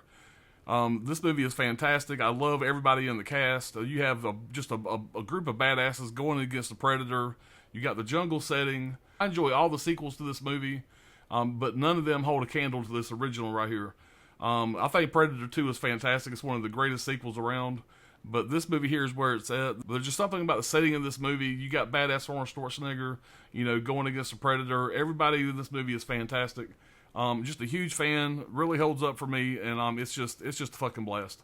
I could throw this in anytime, and just it's like a first time watch. And that says a lot about a movie. Now, something else that was really neck and neck with this one here, I kind of went back and forth a little bit. Predator beat that just by a little bit, and that's going to be Lethal Weapon. The Lethal Weapon franchise is fantastic, whatever. Lethal Weapon Part 1 came out the same year. It's just your ultimate buddy cop movie, and this one here was real close to being number one, but I had to kind of go towards Predator there. Predator's just so much damn fun. All right, moving on to 1988. In 1988, I'm a junior in high school. By this time, going out all the time with friends, and anytime we go out, whatever, it always kind of circled around to what movie we were going to see. Whether we were going out partying in the woods, going to the pool hall to shoot pool, go to the video game room, whatever we were doing, there was always a movie involved. And I had a group of friends we always went to the movie with. My buddy John was the biggest one. He was kind of my movie watching buddy. Me and John watched so many movies back in the day. We pretty much communicated the movie quotes. And like I said, to this day, if I don't see John for a few months, whatever, when we get together, it's like no time has passed. I mean, he's just like one of my best friends ever, and like I said, we still quote some of these old movies, and it just kind of clicks. It's just how we communicate. It's how we always have. But this here is one that we seen back in the day, and just fell in love with it. And the thing about this movie here, I'll just show you what it is. The movie from 1988 is going to be the original Die Hard. This movie here is fantastic. It's your ultimate action movie. After this movie come out, you got so many other movies that they call, You know, Die Hard on a plane, Die Hard on a boat, Die Hard on a train, etc. This movie here was the pinnacle of action movies in the 1980s. John McClane became an overnight fucking superhero household name. Everybody that I know was going to see this movie was talking about this movie. It was just fantastic. I'm a fan of Die Hard 2. A lot of people say it's not as good as the original. I do agree with that, but Die Hard 2 is a very good sequel. Absolutely love Die Hard with a Vengeance with Samuel L. Jackson. It just, to me, there's sometimes I will go and watch part 3 before I watch this one here. I might even say that part 3 with Samuel L. Jackson might be my favorite Die Hard movie. It's hard to say, kind of go back and forth. But you have to appreciate this one here. When this one came out, it was a fucking banger. It was fantastic to see in theaters. So yeah, this was a big part of my childhood growing up. It was a cool time in high school going to see this with a bunch of buddies, and you know, I've seen it multiple times in theaters. It's just a fantastic movie. Holds up. Great fucking franchise. All right, now this next one here is probably gonna be a little controversial. This is gonna be my senior year of high school. I'll throw up a senior picture here somewhere so you guys can see. Now, a little story about this senior picture. Mom, if you're watching, I apologize, but my parents were out of town, and I was supposed to go like really early on a Saturday morning to go get my picture taken with my, you know, for my graduation picture, you know, with my tuxedo and all that bullshit. And my parents were out of town, and we had a really big party that night. And I don't think I slept at all. If I did, it was only for a couple hours. But I remember getting there, taking this picture, and if you look at my eyes in this picture here, they're pretty bloodshot. Like I said, this was after a really long night of partying. But I made it there, got the picture taken, everything worked out. But yeah, here's my senior picture. Be extremely hungover after a long night of partying, and it was a pretty fun party, by the way. Those are some good times. But the movie I'm going to pick for 1989, I went back and forth on these because there was a lot of great movies that year. But the one that kept on making it to the top of the stack for me is going to be Roadhouse. Now, I know that this is probably not going to be a lot of people's pick for best movie of 1989, but I absolutely fucking love this movie. I think this is Sam Elliott's greatest role. Him and Patrick Swayze, their relationship in this movie is fantastic. I love all the one-liners in this. It's just an all-around fun movie. And when Vinegar Syndrome announced this set right here, day one purchase. Absolute day one purchase. I was absolutely floored that Vinegar Syndrome got a title like this. I really hope they keep that going. But I'm a huge fan of this movie here. It was a big part of my fucking senior year of high school. I went and seen it in theaters multiple times. Quoted this shit all the time. It's just fantastic. I mean, you know, I don't know. I can't say enough good things about it. I've watched this twice since I got the 4K, and I tell you, it holds up. I still have a great time with it. Great special features on this release here. Yeah, I was over the moon when this damn thing came out. But I absolutely love Roadhouse, and it made it to the top of the pile for me for 1989. Is my favorite movie of that year. All right, next up we got 1990. Now, this was right around the time that I met my first wife, and you know, we started dating. Now, I told you about my buddy John. My buddy John was dating his wife at the time. They are now married, have been married for a really long time. But they ended up introducing me to my first wife, whatever. It was John's wife's cousin, and so the four of us that started hanging out, the four of us, you know, went out on some dates. And the first date we went on a double date for this movie here. A lot of people think this is kind of funny, that this movie here was our first date, and a lot of how things ended up turning out. But yeah, the first movie that we went and seen together was a movie called Misery. Now, this is my favorite movie of 1990. I've talked about this before on my channel. I'm a huge fan of this movie here. It's based on a book by Stephen King, directed by Rob Reiner. You got James Caan. Yeah, Kathy Bates in this in her breakout role. She was pretty much just a stage actor. And then she got this role here and absolutely fucking killed it. If memory serves, I think she won an Oscar for Best Supporting Actress. But she absolutely steals the show in this movie here. She does such a great job. I've seen this movie so many fucking times. I know when we were going to see this movie, I actually read the book before seeing the movie. And the movie just fucking blew me away. Every time I watch it, I like it a little bit more. I went through some other things for 1990, and this one here kept making it to the top of the stack. So yeah, definitely 1990. My favorite movie of the year is going to be Misery. Yeah, it was a fun watch the first time. It's even more of a fun watch when I watch it now. I love it. It's quotable. It's disturbing as hell. Everybody knows the hobbling scene. That's what everybody talks about. But it's not just that scene. It's every single thing about the movie. Absolutely love it. Misery's a big high recommend if you've never seen it. But I mean, come on, in 2023, who hasn't seen this movie? But yeah, Misery's fantastic. You got this here. I got the 4K from Kino Lorber. This is my number one movie from 1990. All right, moving on to 1991.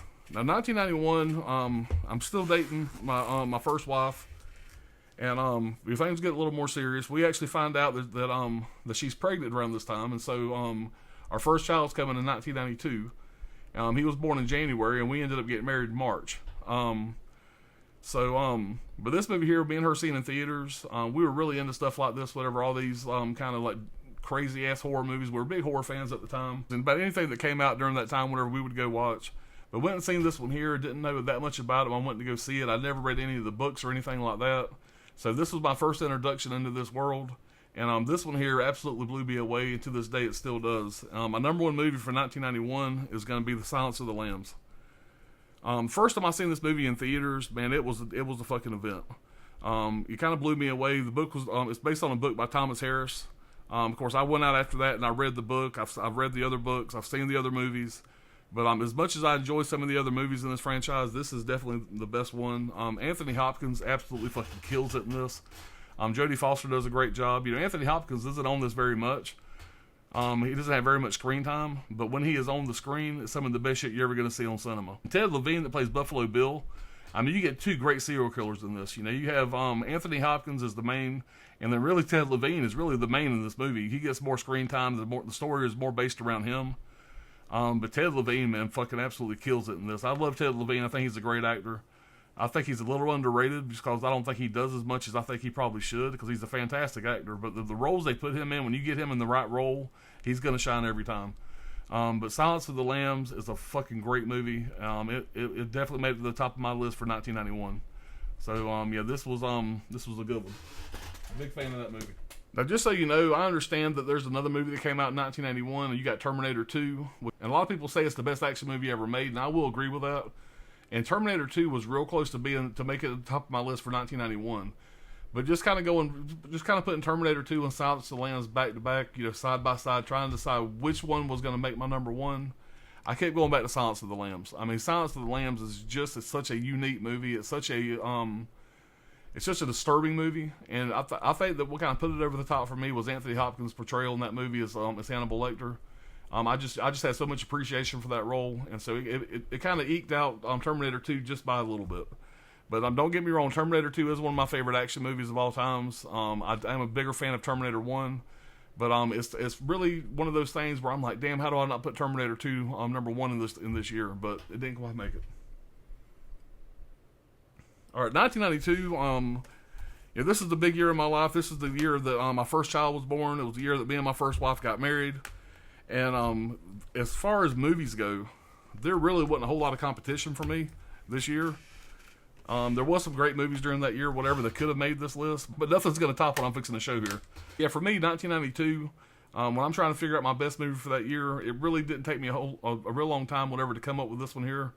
And that's going to be the fucking classic movie Unforgiven with Clint Eastwood. If you're a Western fan, if you're not a Western fan, if you're a Clint Eastwood fan, if you're not a Clint Eastwood fan, I think you will enjoy this movie. This is, in my opinion, Clint Eastwood's best thing he's ever fucking done. And he's done a lot of great shit.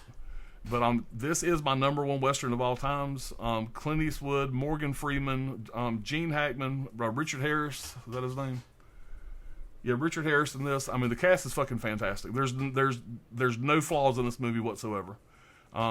It's just badass. I don't want to talk too much about it in case you've never seen it, but Clint Eastwood plays a character named William Money. William Money was just a scoundrel back in the day. He was a killer. He got married, had kids, kind of changed his ways, but his wife had passed away, and he was really hurting for money. He got the opportunity to go down and track down these guys and kill them. You know, the basic theme of the movie is, you know, I ain't like that no more. You know, I ain't like that no more. He keeps on saying that he's a changed man. His wife changed him of all his wicked ways. You know, his wife changed him from drinking and killing and all that shit.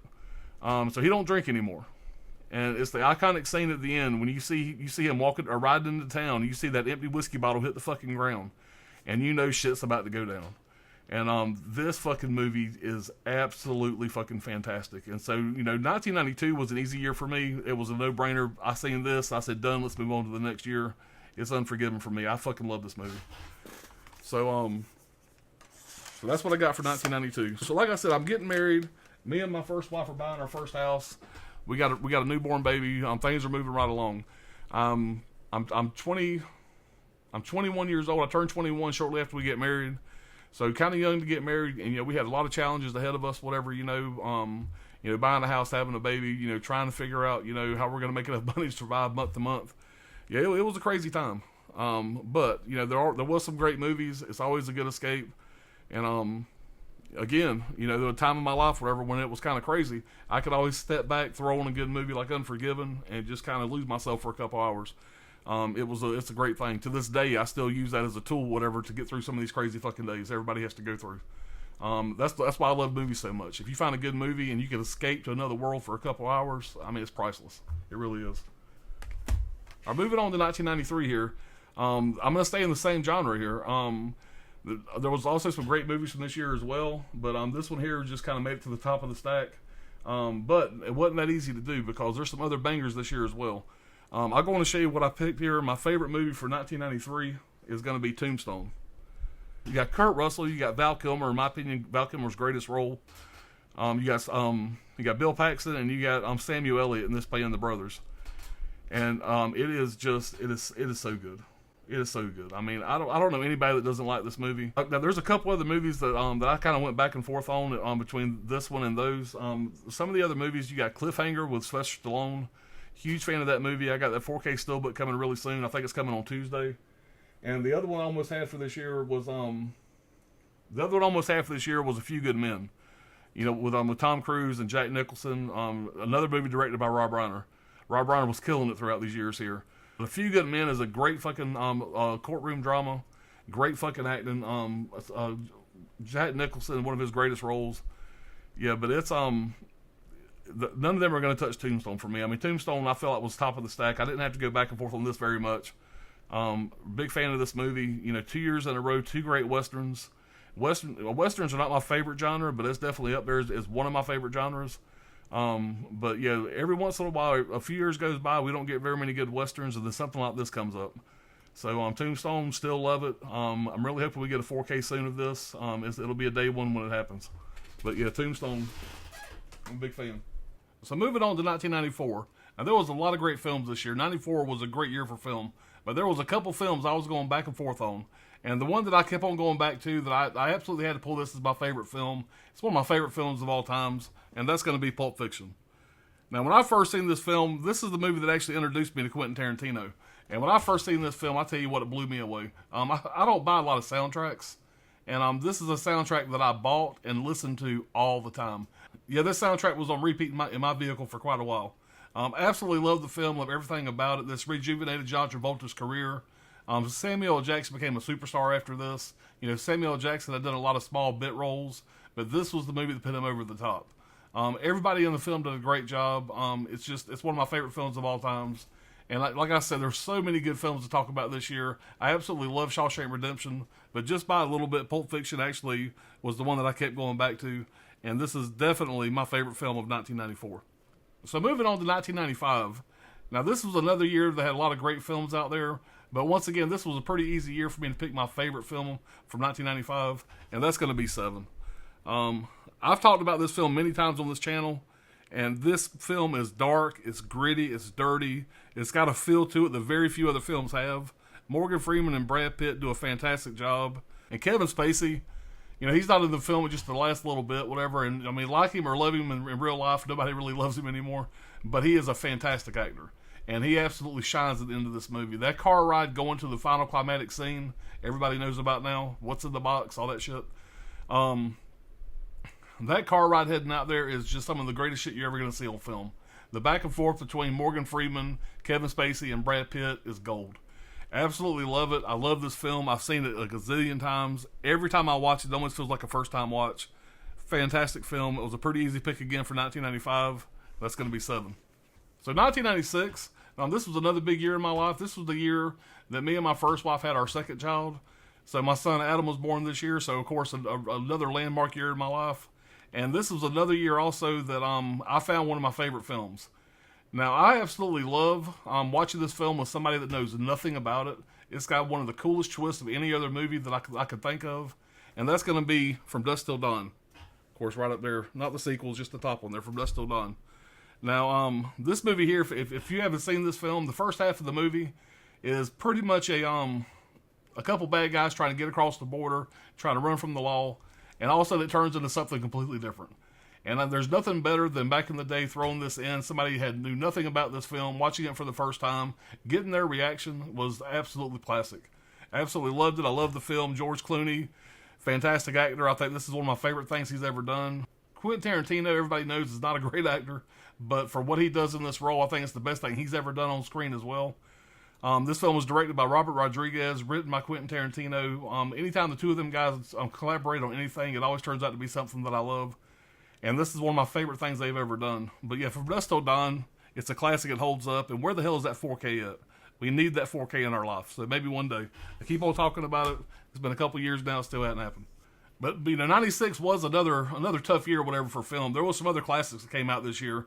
You have Twister, you have The Rock, you have Independence Day. 3 films that I absolutely adore. But I actually prefer From Dusk Till Dawn just a little bit above those. Now, I'm not taking anything away from those films. Those are 3 of my favorites of all times. But again, I had to pick a number 1, and like I said, it's going to be From Dusk Till Dawn. But man, Twister, absolutely love it. Bill Paxton, he absolutely kills it in that movie.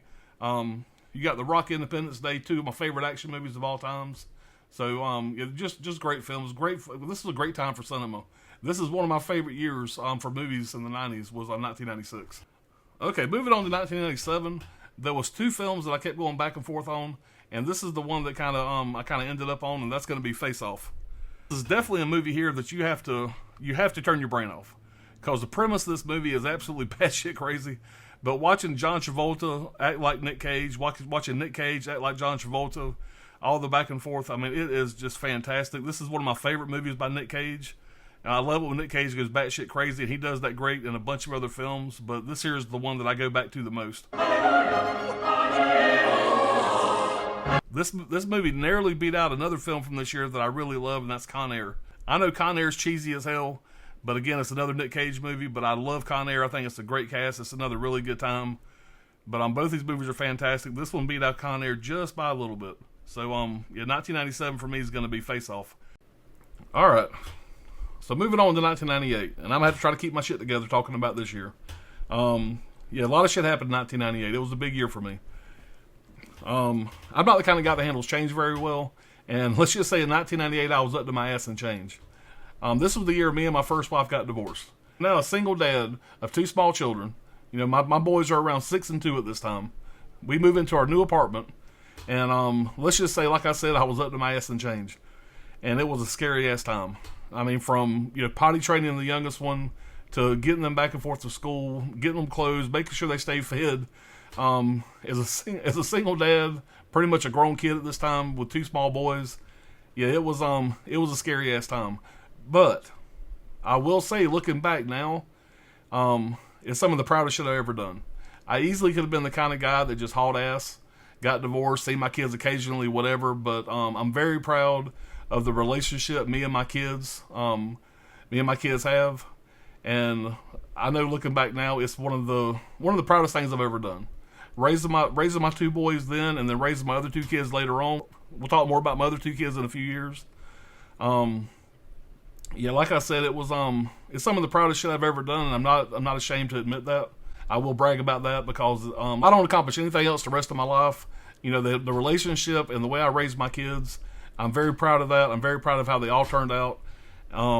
It's hard to sit here and talk about it without getting emotional, but I can't talk about every year of my life and movies without giving a little extra time to 1998. Like I said, a lot of changes, a lot of big things happened that year. Now, everybody that watches my channel knows that I'm a really big Atlanta Falcons fan. You always see me wearing an Atlanta Falcons hat. I have been my whole life. And my boys were pretty much fucked because they pretty much had to be as well. If they were going to live in my house, they were going to have to be Falcons fans. They really didn't have a choice. So, let's just say that traditionally, the Atlanta Falcons have not been a very successful team. But 1998 rolls around. I'm going through all this shit. You know, I'm trying to keep my boys happy and healthy and all this stuff. And that Atlanta Falcons happen to have the best year ever. They win the NFC Championship, and they go to the Super Bowl for the first time. Yeah, it was something special. Just to give you an idea, just to give you some context. My oldest boy, like I said, he's around 6 years old. I would read both the boys a story at night. Now, Jacob's favorite thing was he had a team picture of the Atlanta Falcons in his room. We would lay there in his bed, and he could name every single player on that team picture. It didn't matter if they were first string, second string. It didn't matter. He could name the entire fucking team. And it's something we did every night. It's just something. It's just a way for me and him to kind of bond during that time. Every Sunday we were watching the Atlanta Falcons football, and they were just winning game after game, and they made it to the playoffs. The NFC Championship game, they were playing against the Minnesota Vikings. If anybody remembers that game, it was a long time ago. But Atlanta Falcons should not have beat Minnesota that year. Minnesota was unstoppable. And it came down to the very end of the game. The Atlanta Falcons kicked the game-winning field goal. Morton Anderson kicks the game-winning field goal to put Atlanta into the Super Bowl for the first time. Basically, let me set this up for you. We're watching the game. I'm on all fours in front of the TV. I got one kid under one arm, another kid under the other arm. They kicked the field goal to go to the Super Bowl for the first time ever. I literally levitate off the ground, run around the house, almost got kicked out of my apartment. I made so much fucking noise. It was an amazing time. It was an amazing experience, and I can't imagine anything being cooler than that. Yeah, it was special. But you guys are not here to hear me talk about the Atlanta Falcons football. You guys are here to find out my favorite movie of 1998. Anybody that watches my channel even for a little bit, you already know the answer to that question. My favorite movie of 1998 is definitely Armageddon. Now, there is no doubt how much I adore this movie. I have defended, I have pimped, I have ranted over this movie, and I will to the day I die. I was introduced to this movie in 1998. We rented this for the first time. I never got a chance to see this in theaters. But we rented this for the first time, and I ended up buying it on DVD. And this movie played on loop in our house. I can't name how many times, either myself or one of my kids would want to put in Armageddon and watch it while we're eating dinner. This was always playing in the background, and when I watch this movie, it just brings me back to that time. It was very special. This was something just like the Atlanta Falcons that me and my boys bonded over. This movie has a very special place in my heart. I love Armageddon. I will defend it to the day that I die. So 1998, it was an absolute no-brainer for me. Anytime somebody's going to ask me my favorite movie of 1998, it is going to be this one right here every single year. Very special year, very special time in my life. Like I said, sorry to kind of go off on a big rant. I couldn't really talk on 1998 without bringing that up, because this video is not only to get to know me a little better and kind of go through my life and why I love these movies, but I feel like 1998 was kind of a good time to take a break, give you a little more in-depth reason why I love this movie so much, and why 1998 was such a special year for me. But yeah, great time, scary time, some of the proudest moments of my life. Yeah, Armageddon, adore it. All right, so moving on to 1999. Now, this was a big year. Like I said, I'd recently got divorced. It was just me and my sons at this time. And one thing that I had recently done at this point, was I had introduced my kids, to the first original 3 Star Wars movies. Episode 4, 5, and 6. And so when I heard in 1999 that they were coming out with the 3 prequels, it was a really big deal. It was really cool to be able to take my sons to the theater, for them to experience the Star Wars movies in the theater the way I did when I was a kid. It was super fucking cool. It was some of my greatest theater experiences of all times. So 1999, I know a lot of people would not put this as their number one movie for that year, and I completely understand. But being the Star Wars fan that I am, the experience I had sharing this movie with my kid, I had to put A Phantom Menace as my number one movie of 1999. Now, I will be the first to admit this is not the best movie that came out in 1999. It was a great year for film. But as far as the movie that I enjoy, the theater experience, my memory of the movie, every time I see this movie, it brings me back to that time. And there's very few movies in my life that do that. And this is definitely one of them. So even though there are films out there that I will agree that there are better that came out that year, me personally, my favorite film in 1999 is going to be Star Wars: The Phantom Menace. Another movie that came really close to making the cut that year was The Green Mile. I absolutely love The Green Mile. I love this 4K steelbook. This is one of Tom Hanks' masterpieces. Seen it a gazillion times. John Coffey in this is just, the movie just cast fantastic. Everybody in the movie, again, just does a great job. By the end of the, I love a movie that by the end of the film, you actually give a shit about everybody in the film, even the guys on death row. So it's just a fantastic movie. Everybody just kills it in this. So this was a damn close second. If, like I said, if it wasn't for the emotional experience I got from The Phantom Menace, this would have been number one for 1999. So I had to throw that up there. I know I couldn't go by without mentioning The Green Mile. But 99 was a great year for film. And like I said, if it wasn't for the love that I have for the Star Wars, that first Star Wars Phantom Menace, this movie here definitely would have been my favorite film of the year. I had to at least mention this film, and that's going to be The Green Mile. I think this is one of the best things Tom Hanks has ever done, based on a story by Stephen King. The movie's fantastic. Again, just like Armageddon, everybody in this film, by the end of the film, you give a shit about. even the damn people on death row. Everybody kills it in this. They all do a great job. It's a fantastic story. It's a really long movie, but it keeps you enticed the entire runtime. I was never bored. One of my favorite films of all times. I had to at least mention this film. And one other movie I wanted to mention for 99 was this here, The Blair Witch Project. Now, I know there is a lot of people, surprisingly, I didn't know this either until recently, but there's a lot of people that don't like this, don't care for this at all. And I can understand that, but I can tell you, back in the day, this is one of the coolest, one of the best marketing campaigns for a film I've ever seen. They had you convinced, or had a lot of people convinced, or made you at least wonder, put that doubt in your head, that this was based on a true story. This was actual film footage that you're seeing from a true case. By the time they had done all the marketing for this, and they actually came to releasing this in theaters, everybody was talking about this. Everybody went to go see it. It was a fantastic theater experience. I know it's not for everybody, but I love this film. What started the found footage craze, and I have a big love for this film, whatever, so I at least had to bring it up, whatever, for this year, because it's a very unique film. It kind of starts off, like I said, the found footage craze, and I really had a great time back in the day, whatever, watching them build up this film. We go into the websites back in the day on old dial-up internet, going all the cool sites they had, just really pushing the fact that this was based on a true story, that you're going to be seeing live footage from what really happened. It was just a cool marketing campaign. So I just wanted to throw that out there, whatever. Blair Witch Project, I'm a huge fan. I know a lot of people ain't. All right, moving on to 2000. Now, one thing I failed to mention last year in 1999 was another kind of big milestone happened. Me and my ex-wife actually got back together again for about 8 or 9 months, and she moved back into the townhouse me and the boys were living in, and things didn't work out, as they sometimes don't.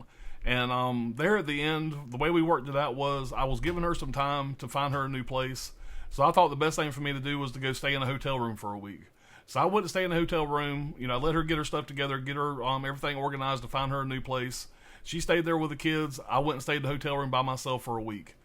And just kind of get my head straight, kind of get away from things for a little bit. And so I just went and stayed in this hotel room for a week. Now, I was staying there, I was looking through the pay-per-view movies, and I ran across this here. I ran across Castaway. And I'm a big Tom Hanks fan. I knew this movie existed, but I'd never seen it. And the first time I watched this was that first night I was staying in that hotel room. I was upset. It was one of the few times in my life I've been away from my kids when they were growing up. And when I watched this movie, like I said, the frame of mind I was in, you have Tom Hanks, he was getting ready to get married. He gets stranded on this deserted island for like 7 years. There's just a lot about this movie that I could kind of resonate with at that time. Whenever I'm staying in the hotel room, kind of felt like I was isolated from my life. This movie here really hit home for me when I watched it the first time. This movie means a lot to me. Every time I watch it, it kind of takes me back to that time of my life where I'm kind of going through one chapter, getting ready to start another one, as you'll find out next year. But this movie here is really special to me. Easily my number one movie of the year 2000. Again, kind of like The Phantom Menace, whatever. It's just one of those movies that it really hit home at the right time of my life, whatever. But like I said, if you either understand that or you don't, if you've seen the movie, the biggest line in the movie, whatever, that kind of hit home for me is when he goes back, whatever, from the deserted island. He's talking to his buddy, and I don't remember the line exactly, but it pretty much goes something like this. He lost her one time, then he came back and had to lose her all over again. Got divorced, got back together. Everything's ending for the second time, for the final time. And like I said, there's a lot of things about this movie that kind of hit home. Anyway, Castaway, fantastic film all the way around, even without that. I mean, you got Tom Hanks pretty much doing a one-man show with a fucking volleyball. Not very many actors could pull that off the way he did. It's a fucking entertaining film. I love it from start to finish. I've watched it 1,000,000 times. We also need a 4K of this, guys. A 4K of Castaway would be high on my list. But that's my favorite movie for the year 2000. But another film for the year 2000 that was really close, and I could not find my actual release of this. I know I got a dual pack of this, I think, with the Poseidon Adventure, and that's going to be A Perfect Storm. But The Perfect Storm was a movie that me and my oldest son went to go see in theaters. I did not know a lot about it. I was a big George Clooney, Mark Wahlberg fan, but I knew it was based on a true story. That was about all I knew about the film. We went into this movie and absolutely had a blast with it. It was a great telling of the true story. The whole cast was fantastic. Again, I say this all the time whenever it was another movie where you gave a shit about everybody in the film. Perfect Storm was another fantastic film. If Castaway did not exist, I would probably put The Perfect Storm as my favorite movie of 2000. But Castaway, because of what this movie means to me, it beat it out by a pretty good stretch. But Perfect Storm, if you hadn't seen it, it's a great film. I highly recommend it. All right, moving on to 2001. So, again, these couple years here, there's a lot of shit going on in my life. Right about the time me and my ex-wife were separating for the last time, I started talking to my kid's preschool teacher. Well, my kid's preschool teacher, they called her Miss Chris. Me and her started getting pretty close, whatever, and we started dating. Long story short, whatever, in the year 2001, we ended up getting married. Everything was great, whatever. It was a really smooth transaction. Anytime you have a blended family, I had 2 boys, she had a boy and a girl, all about the same age. Anytime you do that, especially we were still young. I was 30, she was 24. So when we got together, we had a lot of obstacles that we had to get over. A lot of people probably think we weren't going to make it.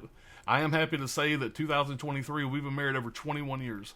And, I've never been happier. It's been the best years of my life. Like I say, anytime you go through something dark, this is a little life lesson for people out there. Anytime you go through a dark time in your life, just stick that shit out, because it's always going to get better. For me, all the shit that I had to go through at the end of the 90s, 2001 paid off, whatever. I met the woman I was supposed to be with. She's a fantastic lady. She's a fantastic mom to my 2 boys, to her kids. And like I said, 21 years, we don't even look at my kids, your kids anymore. I don't even remember who the hell kids are whose. When the 4 of those kids got together, they were like already best friends. They knew each other from the preschool. It was a really smooth transaction. Don't get me wrong, I'm not going to sit here and bullshit you. There was some obstacles we had to get over. There was the common fights that brothers and sisters have and stuff like that. We were broker than a joke during that time. My wife started a business a few years later. She's been super successful with that. We make a lot more money now than we did then. Like I said, very proud of what we did, where we started, where we are now. All of our kids are grown. They're all successful. They're all doing great. So like I said, a really dark time turned into something fantastic.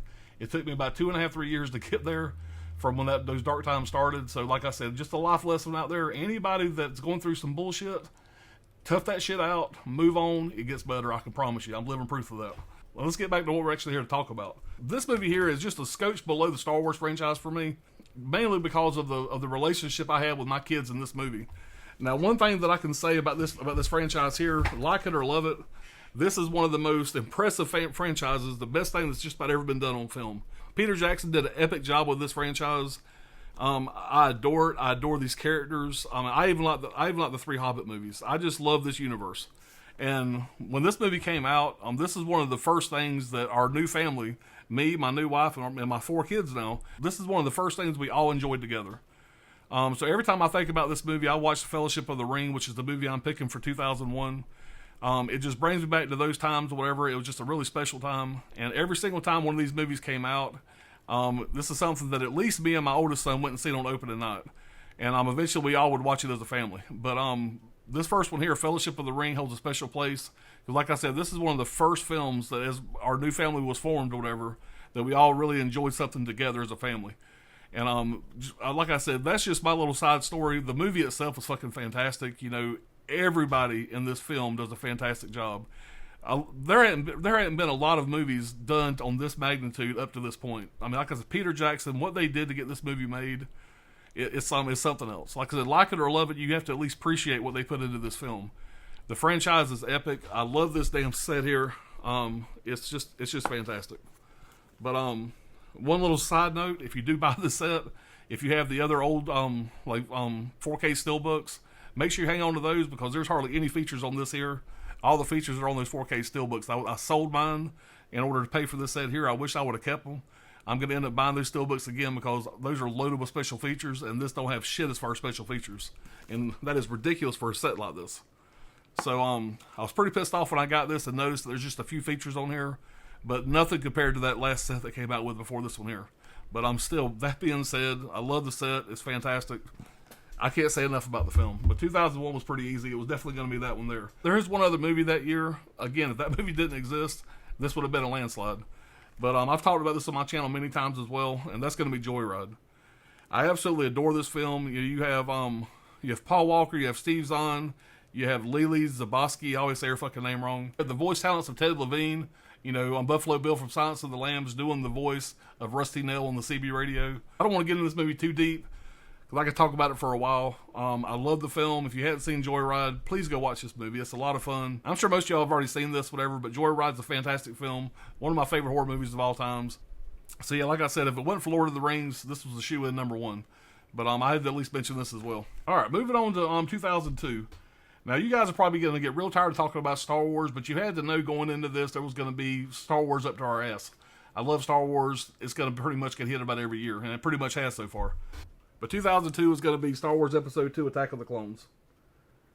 Yeah, like I said, the same thing with part one, theater experience. Everybody go back and see what I said about the last one. Theater experience was fantastic. Me and my kids went and seen this opening day, and that moment when Yoda walks out, he throws his little fucking cape open, opens up his lightsaber, and starts jumping around, just being a total badass. Totally fucking changed my life. One of the coolest damn things I ever seen. Now, a lot of people, like I said, hate the prequels. I can understand why some people have a problem with it. Okay, let's be honest. I don't really understand why people have a problem with it. Trying to say that to be nice. If you're a Star Wars fan, if you grew up loving the Star Wars franchise, and you can at least appreciate the first three prequels for being the fan service that they are, then I just have to say I have to question things. I just have to question things. I don't want to go any further than that. I'm pretty passionate about it, and I apologize. I don't judge anybody for what they like or don't like. But when it comes to the Star Wars franchise, it was just such a special time growing up. If you are a true fan of these films, there is enough stuff in those prequels that you can appreciate, you can enjoy, where you can overlook some of the shortcomings. These movies are not perfect. The first three movies were not perfect. But the simple fact is, these prequels do a great job tying in to part four of Star Wars A New Hope. So, that being said, this movie here for 2002, I pretty much seen what it was, and I moved on. I have great memories of these movies, man. I just fucking love them. Alright, moving on to 2003. Now, I looked all over this damn house, and I could not find this release, but luckily we're getting a 4K of this coming up. 2003 for me is going to be Kill Bill. Now, I'm going to go ahead and throw Kill Bill 1 and 2, kind of throw them in together, because I didn't want to do back-to-back. But, Kill Bill Volume 2 would have had a chance to make it as well. But I'm just going to throw this in and just say the Kill Bill movies. Absolutely love it. Like I said, there's been a lot of Quentin Tarantino on this list. He's one of my favorite directors. Like I said, not my favorite director of all times. And Kill Bill is fantastic. It's got one of the best girl fight scenes ever. There's a very little about this movie I can complain about. But Kill Bill is one of Quentin Tarantino's masterpieces. It's my son's favorite Quentin Tarantino movie. Mine's still going to be Pulp Fiction. But Kill Bill is damn close. It is a great movie. The entire movie is just a lot of action, a lot of great dialogue. It's just badass. So Kill Bill for 2003 is going to be my number one, and I'm kind of tying in Kill Bill 1 and 2 there. Kind of cheating a little bit. Moving on to 2004, you're going to hear me talk about my kids a lot in this shit, whatever, just because, and I'm not taking anything away from my other kids, but my oldest son coming through about this time, he was really the only one old enough at the time to see shit like this. But when this movie came out, he was just starting to get into horror movies a couple years before this. And me and him went seeing this in theaters, and it became pretty much a ritual every single year when we got a new one. And I'm talking about the original Saw. The original Saw is going to be my favorite movie for 2004. One, because I fucking love the movie. I think it's fantastic. Everything about the movie I love. I know as the sequels come out, they get less and less. I am a big fan of part 2. But this one here was really, really unique when it came out. It kind of started the kind of torture horror kind of shit. But me and my son seen this. We loved it. Just like everybody else, as the sequels come out every single year, pretty much people got to the point they just went and seen them just for the kills. And that was us, just like everybody else. But this first one here, it was something else. And I really do miss those times of every year a Saw movie coming out, us going to see it opening weekend. Just always a great time. But this original Saw here, man, it was fantastic. I still love it to this day. So that's going to be my favorite movie for 2004. All right, moving on to 2005, and here we go again, guys. I do apologize for all you non-believers out there, but 2005 is we're gonna have to go and get this out of the way. It's gonna be Revenge of the Sith. Now, this movie here, just like the previous two, and I'm gonna try not to keep repeating myself, but this movie here, the fight between Anakin Skywalker and Obi-Wan Kenobi, is one of my favorite fights of anything in the franchise, and that final shot. The final shot when they finally put the Darth Vader mask on, you hear that breathing for the first time. Fuck, one of the coolest fucking things I ever seen on screen. There's no way I can overlook that. A lot of other great movies came out that year, but there's nothing that made me feel, and nothing that makes me feel to this day when I watch it as good as that does when I first seen it. It was fantastic. It was my 5, 6, 7, 8, 9, 10-year-old kid's dream to be able to see how Darth Vader was made. To finally be able to see the story of how Darth Vader became Darth Vader, I thought they did a fantastic job with it. Could it have been better? Of course. Always could have been better. It hit all the points that I needed, whatever, to be from a Star Wars fan. I'll never forget that moment when Darth Vader put on that mask and that breath for the first time. Anyway, it was fantastic. All right, we're going to move on. Now, I promise you that 2006, you ain't going to tear any Star Wars shit. So all you Star Wars non-believers out there, you guys can take a breath for a little while. But 2006 was a difficult year for me. I had a couple movies that I just went back and forth on, and I just simply could not make my fucking mind up. And I had to be honest with myself, which one was the better film. And y'all know what a Rocky fan I am. And I'm just going to let you know right now that Rocky Balboa, I thought he did a fantastic job. When he came back out doing Rocky Balboa years later, it really could have just been a hot mess. But it was fantastic. It was some of the best acting he's ever done. I thought it was a fantastic movie. Even somebody that's not a Rocky fan, I think they can go into Rocky Balboa and appreciate it as a film. But there was one movie that year that I had to be honest, I could not say this was not my favorite movie of the year, and that's going to be The Departed. Or some of you may know it as The Departed. But anyway, this movie's fucking fantastic. What can I say about it? The cast is loaded here. You got Leonardo DiCaprio, Matt Damon, Jack Nicholson, Mark Wahlberg, Martin Sheen, Alec Baldwin. It just goes on and on. The fucking movie's fantastic. It really is. It's got a great twist at the end.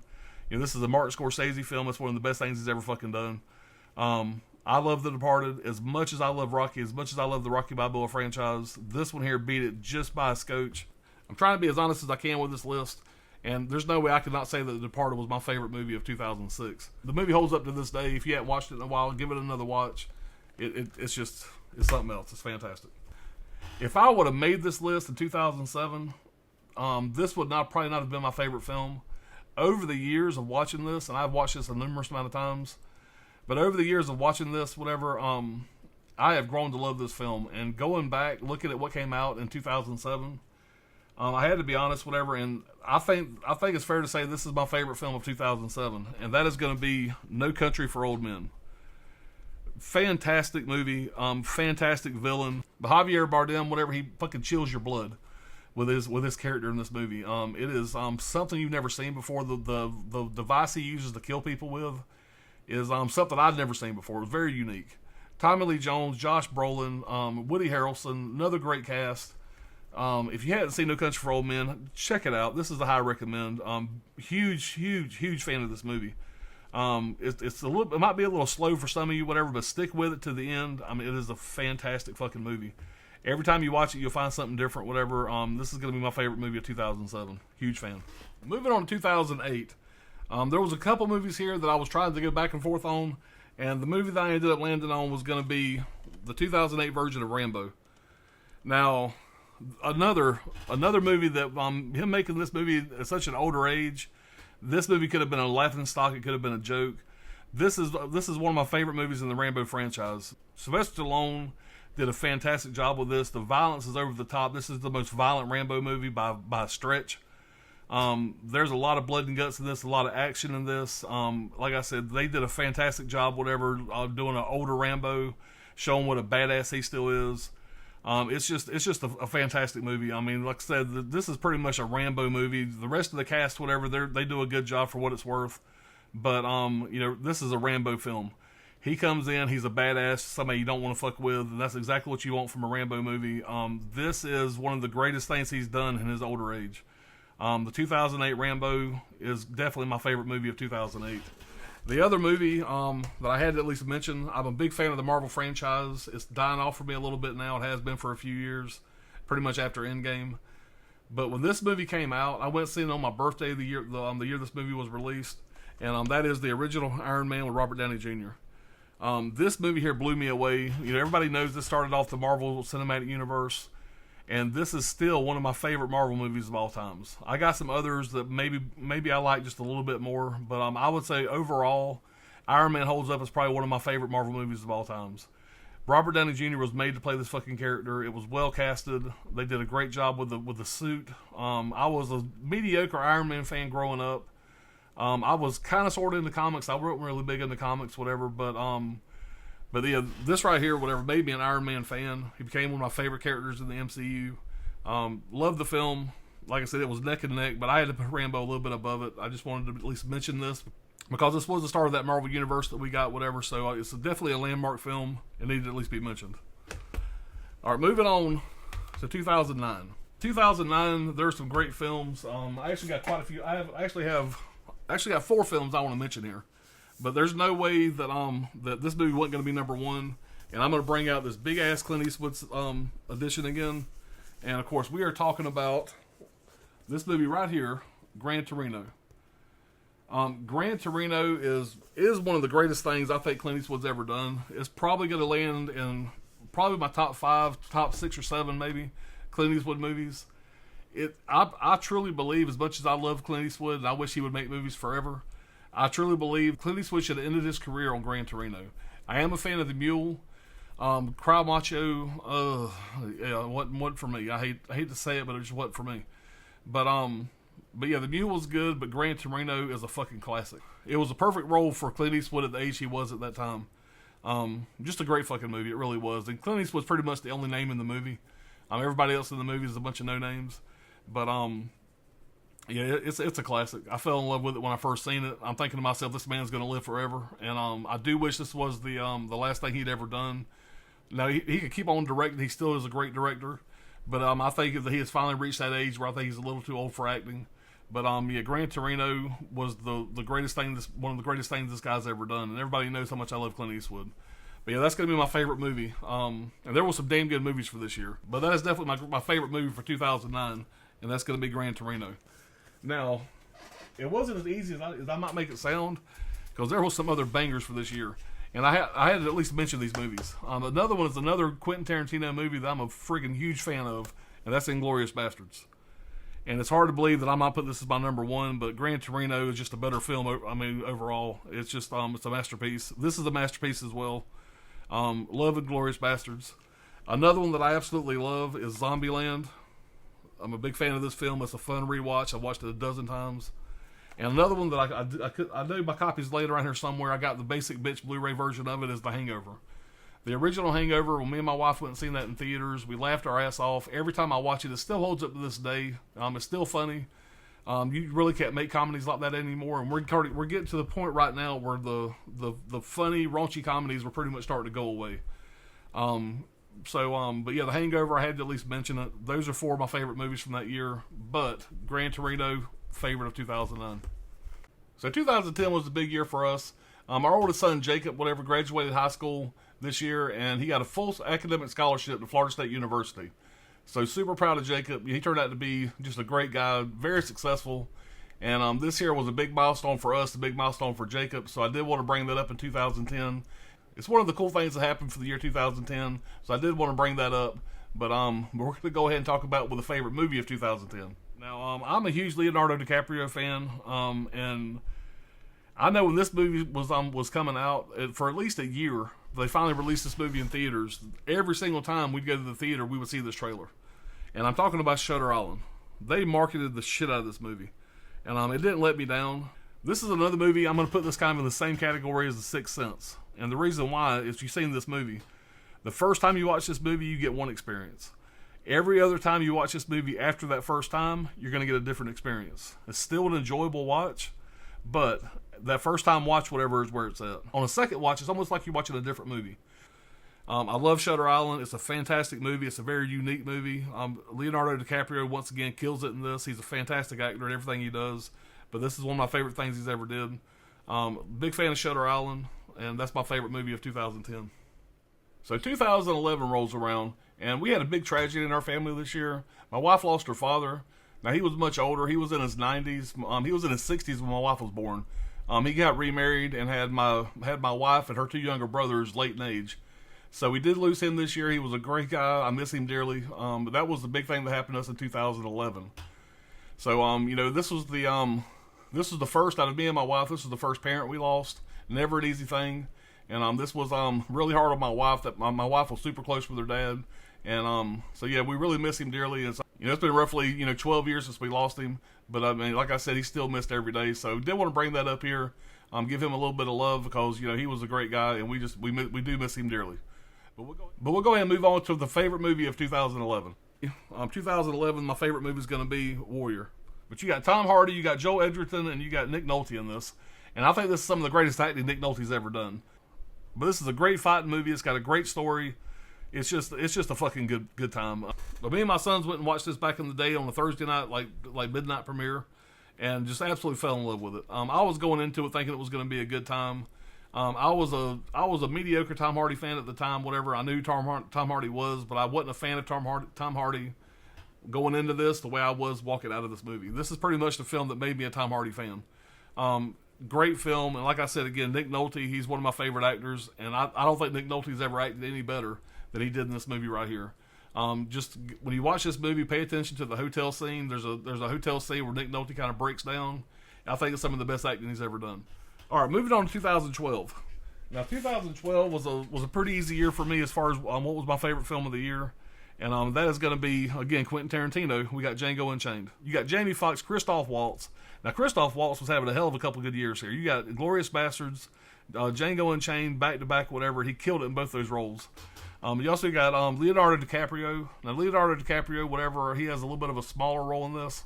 But every time he's on screen, he fucking eats it up. Everybody knows about the one scene where he breaks the glass, cuts his hand. Everybody kind of freaks out in the room, but he keeps on acting through when they actually show that shot in the movie. Samuel L. Jackson, it's one of my favorite roles by Samuel L. Jackson. He's funny as hell in this as always, but he's great in everything. Just fucking love this movie. And like I said, when I got to 2012 and I seen Django Unchained there, I said, yep, I'm done with that year.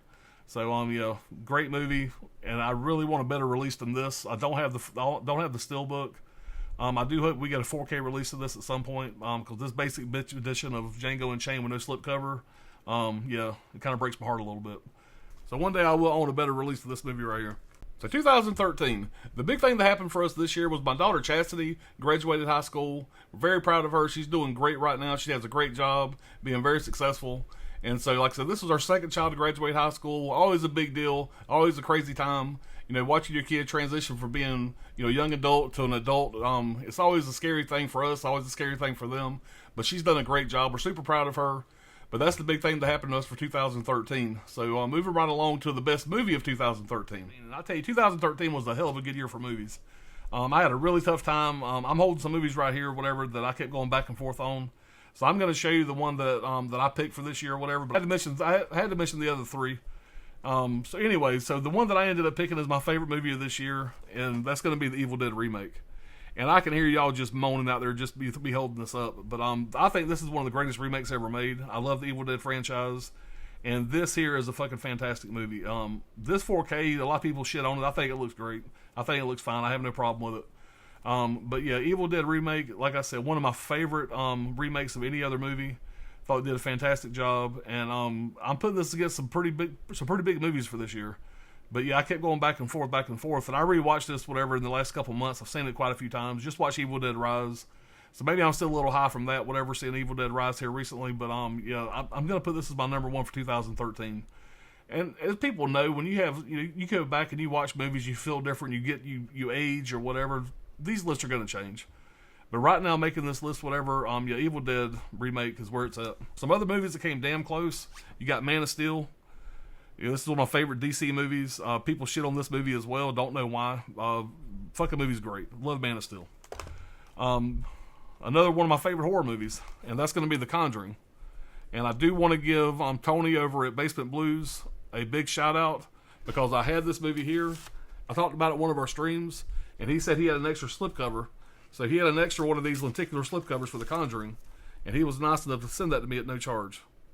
So look at that shit right there, beautiful. So Tony over at Basement Blues, thank you so much for sending me this slipcover. I do appreciate it, sir. But yeah, but The Conjuring very easily could have been number one this year. It's a fantastic movie. I love the Conjuring franchise. Not the biggest fan of The Nun, but other than that, whatever, I pretty much like everything else. Maybe not La Llorona, that one kind of sucked ass. But yeah, the Conjuring started it all. The Conjuring is fantastic. Holds up. Fucking great movies. Creepy as hell. So yeah, this is a really big year for movies. It's kind of hard to choose, whatever. But yeah, I'm pretty happy with my choice. There is one other movie I wanted to mention for this year, and that's Prisoners with Hugh Jackman. I do have a physical release somewhere of this fucking movie. I know I gave my kids a lot of my Blu-rays, so I'm thinking one of my kids might have got my Prisoners Blu-ray. But Hugh Jackman, Jake Gyllenhaal, Prisoners, if you hadn't seen it, it is a fantastic thriller. It's some of the best shit Hugh Jackman's ever done. So yeah, so go see Prisoners if you hadn't seen Prisoners before. It was another movie here that came real close to making my list. I did want to mention it for this year because it's one of my favorite films. So 2014, I have said earlier in this video that I don't do very well with change. And let's just say 2014, there was a whole lot of change. A whole lot of things happened to us, good and bad. The first thing I want to talk about was 2014 was the year that I lost my dad. My dad passed away. He hadn't been in the greatest health, whatever, but it was kind of a surprise when he did pass away when he did. And so that was very hard to handle. And right around that time, my son was graduating from Florida State. I'm very proud of him. He actually got a job offer about 2 weeks before he graduated. He got a degree in engineering. And he took a job down in South Florida, about 250 miles away from where we live. So in the span of about a month, my son graduated college, my dad passed away, and my son moved out. Me and him were thicker than thieves. Even though I was super proud of him, watching him move out and move away where we couldn't just see him every day, it was a big adjustment. I'm super proud of my son Jacob. He's been very successful in life, so definitely can't complain about that. But it's never easy when your kids move out. But 2014 was a great year for movies. All right, guys, I do apologize. I was trying to keep this to one film per year. I'm only trying to talk about one film a year, so this video is not so long. But we're going through a couple years here that had just some bangers in it, and it was hard to not at least mention some of these films. So we're up to 2014, and the one movie that I kind of had on the side here was Guardians of the Galaxy. Guardians of the Galaxy was going to be it. I love that film. It was the sweet spot of the Marvel franchise for me. I'm a big Guardians of the Galaxy fan. But there is one film that was just a little bit better that year. And there was some other films I'm going to mention here, but the one film that made the list is my favorite film. It has to be The Wolf of Wall Street. But Leonardo DiCaprio and Martin Scorsese, when they get together, it's going to be something special. This movie is a fucking blast. Pretty much the life story of Jordan Belfort, played by Leonardo DiCaprio. One of my favorite characters in this movie, whatever, is Rob Reiner, which plays his dad. Rob Reiner's got some hilarious scenes in this movie. If you haven't seen it, it's hard to explain it. You just have to go watch the movie. Now, this is a super fucking long movie. I want to say it's over 3 hours. I really love this edition from Arrow Video. Yeah, but The Wolf of Wall Street is definitely my favorite movie of 2014. But I tell you, there was a lot of stiff competition this year. One movie that it's one of my favorite franchises, newer franchises, and that's the original John Wick. Now, John Wick was really, really close, and I kept going back and forth because I love the John Wick franchise. And this first John Wick movie was fantastic. I had a great time with it. I went and seen this in theaters, knowing very little about it, just being a Keanu Reeves fan. Walked out going, shit, that was good. I didn't know it was going to become what it became today. Thought it was just going to be a one-off movie. When I heard they were making a part 2, but now we got part 4 that just came out.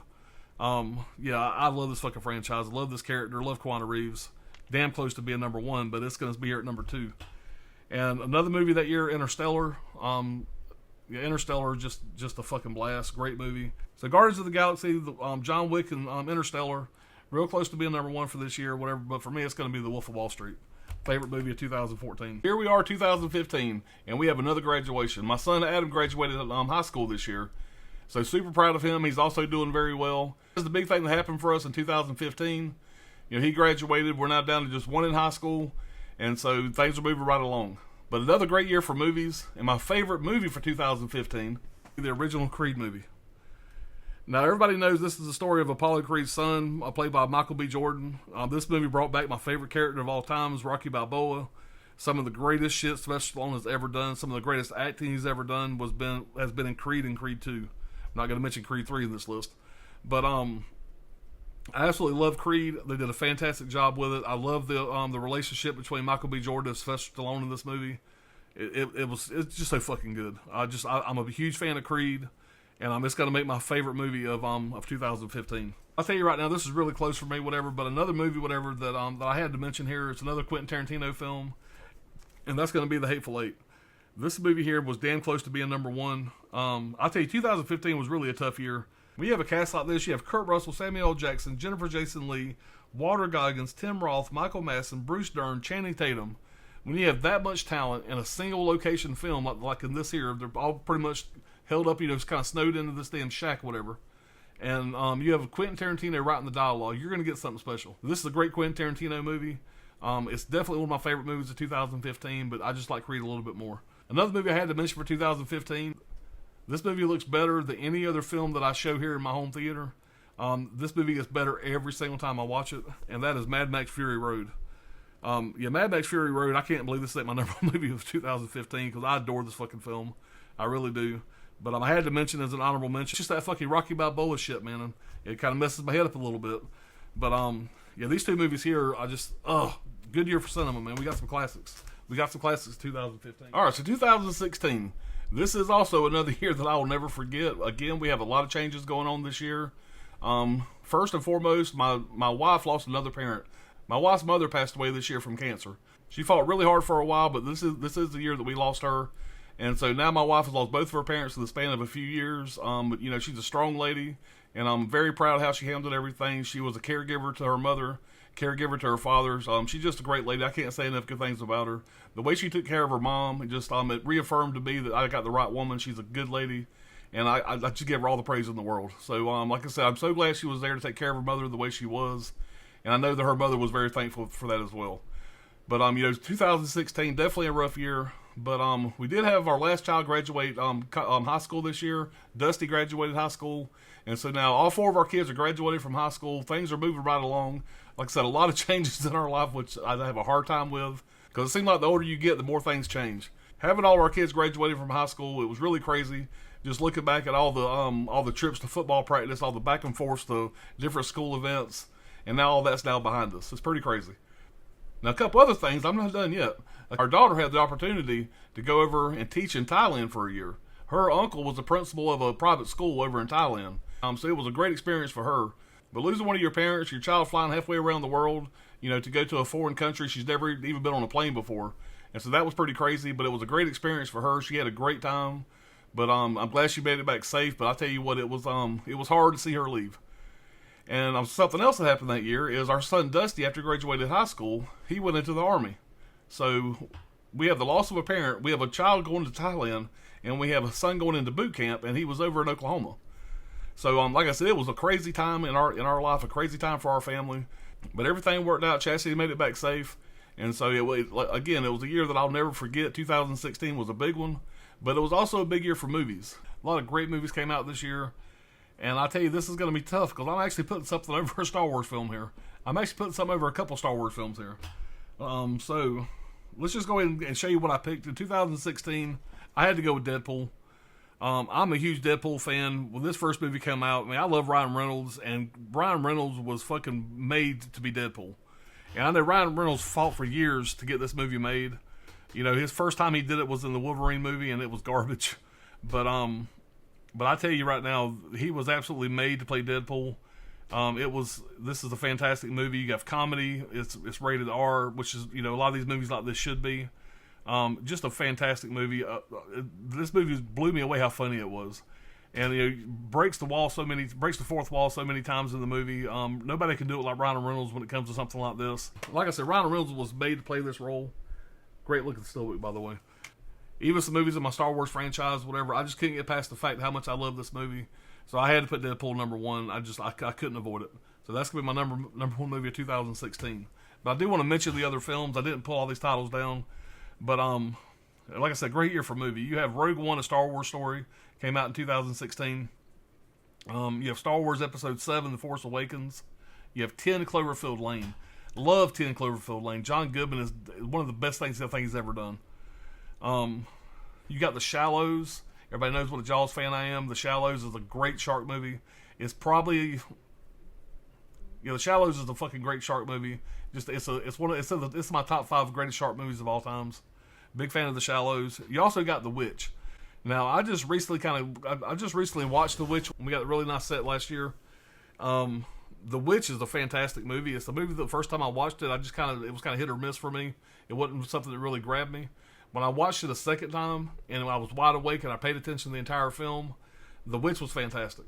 So I had to at least mention that movie. It's not my favorite movie of 2016, but it definitely deserved an honorable mention. But yeah, Deadpool 2016, a lot of great films came out this year. But yeah, it beat out my 2 Star Wars movies just by a little bit, and that's a pretty bold statement. Yeah, 2017, I'm still not really prepared to talk about this yet. But it was a great year for the Atlanta Falcons. They had a great season. They were pretty much unstoppable this year. They went to their second Super Bowl against the New England Patriots. Everybody knows how that shit turned out. We had a 28-3 lead at halftime. They blew it and ended up losing the Super Bowl.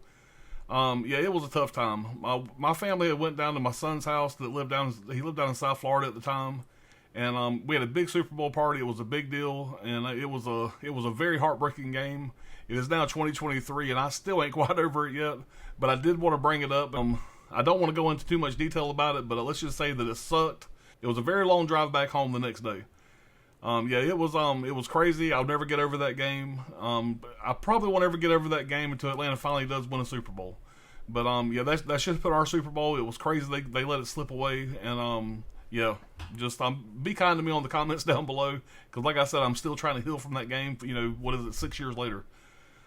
So yeah, it sucked, but it is definitely something I wanted to bring up, because like I said, even though we lost the Super Bowl, it was a great season. It was a lot of fun. I'll throw some pictures up here of us watching the game. We were getting our house renovated during that time, so every single game that year we had to go to a local bar and watch the game there at the bar, because our TV was not usable during that time, because our whole house was getting renovated. So you're going to see a picture here of us at the bar, and you're also going to see pictures of us going down to our son's house, whatever, to watch the Super Bowl. It was a fun time. It didn't turn out the way we wanted, but it's definitely something I wanted to bring up anyway. It's something I'll never forget for the year 2017. 2017, another great year for movies. A lot of my favorite films came out this year, but the one that kind of stood a little bit above the others that I had to put at my number one is going to be Logan. Now, the opening shot of this movie here, first off, a Wolverine movie should be rated R. If you want to make a good Wolverine, a good Logan movie, it really needs to be rated R. And going into this, when I heard they were making a rated R Logan movie, a rated R Wolverine movie, yeah, sign me the hell up. And that opening shot, that when he gets in a fight with those guys who are trying to steal his hubcaps, steal his tires, that opening shot, you knew exactly what you were in for. And that little girl right there, yeah, she's a badass as well. The movie's done really well. It's one of my favorite movies in the X-Men franchise. And being an old guy, I can kind of relate to Old Man Logan. There's days I get up, my claws don't seem to work right either. It's one of my favorite superhero movies of all times. I adore this film. It was easily my number one for that year. But not to be said, there wasn't some competition. 2017, some other movies I had to mention was going to be It. You know, Stephen King's It, whatever, the remake. It was a big fan of that movie. Thor Ragnarok. Thor Ragnarok, I got a poster sitting right there. I love Thor Ragnarok. It's one of my favorite, it's definitely my favorite Thor movie. It's one of my favorite movies in the MCU. Had to mention that film. John Wick Chapter 2. John Wick Chapter 2 got beat out again this year or whatever by this. But a big fan of that as well. And M. Night Shyamalan, however you say his name. His movie Split came out this year. Split, as we all found out at the end of the film, whatever, is a sequel to Unbreakable. And yeah, Split is fantastic. Of course, we got Glass a little bit later, which first time I seen I was let down. I set the bar really high. Watched Glass again recently when I got it on 4K, and I liked it a lot more. But I had to mention Split in this. It's just fantastic film. A great year for movies was 2017. We got a lot of really classic movies that year. All right, moving on to 2018. Another one I had a tough time with, going back and forth. So 2018 rolls around. We have some more big news going on in the family. Our son Jacob is getting married to his beautiful wife Jillian. We have known Jillian for a long time. Jacob and Jillian, we feel like they're absolutely perfect for each other. We're super happy for them. They're still going strong in 2023. They have moved out to Colorado. They have a great life going out there. Jacob's got an engineering job. She teaches, and we're super proud of them. 2018, my oldest son's getting married. Another big milestone in the family. It was a great event. It was a great wedding. I was very honored. My son asked me to be his best man. It made me feel super proud. So like I said, it was a big day. It was a big event, and everything went great. We had some bad weather during the wedding, but that's all part of it. It was an inside wedding for the most part.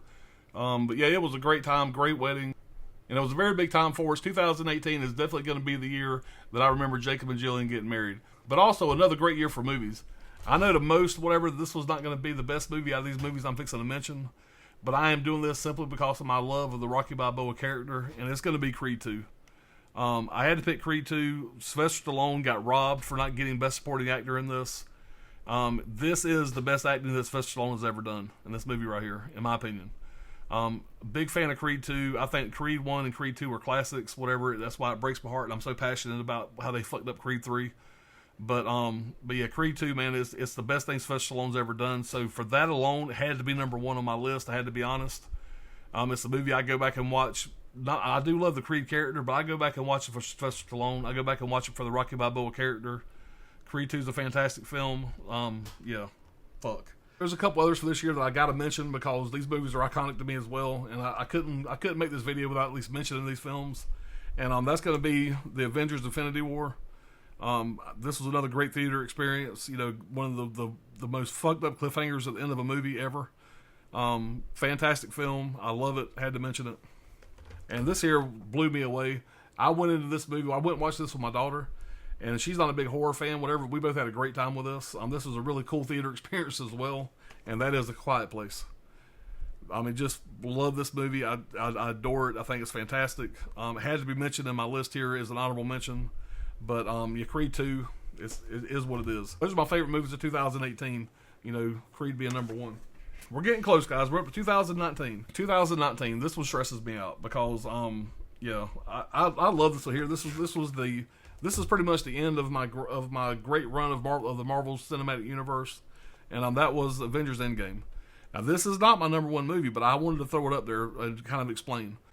Avengers: Endgame, whatever, greatest theater experience. I mean, a really great theater experience. Everybody knows what I'm talking about, whatever. When Captain America finally says his famous line there at the end, it's the whole theater lost their fucking mind. And it was just great after so many years of watching these with my kids, watching these with my wife, my buddies, whatever, and finally getting to see the culmination of this, of what all happens in this final film. You know, Tony Stark does what he does. It's a classic. It had to be mentioned. But this is not my favorite movie of 2019. And favorite movie of 2019, I'm sure some of you guys can probably guess what this is. I have this poster sitting right there, and that is Joaquin Phoenix and the fucking Joker. No, it's not called the fucking Joker, but to me it's called the fucking Joker.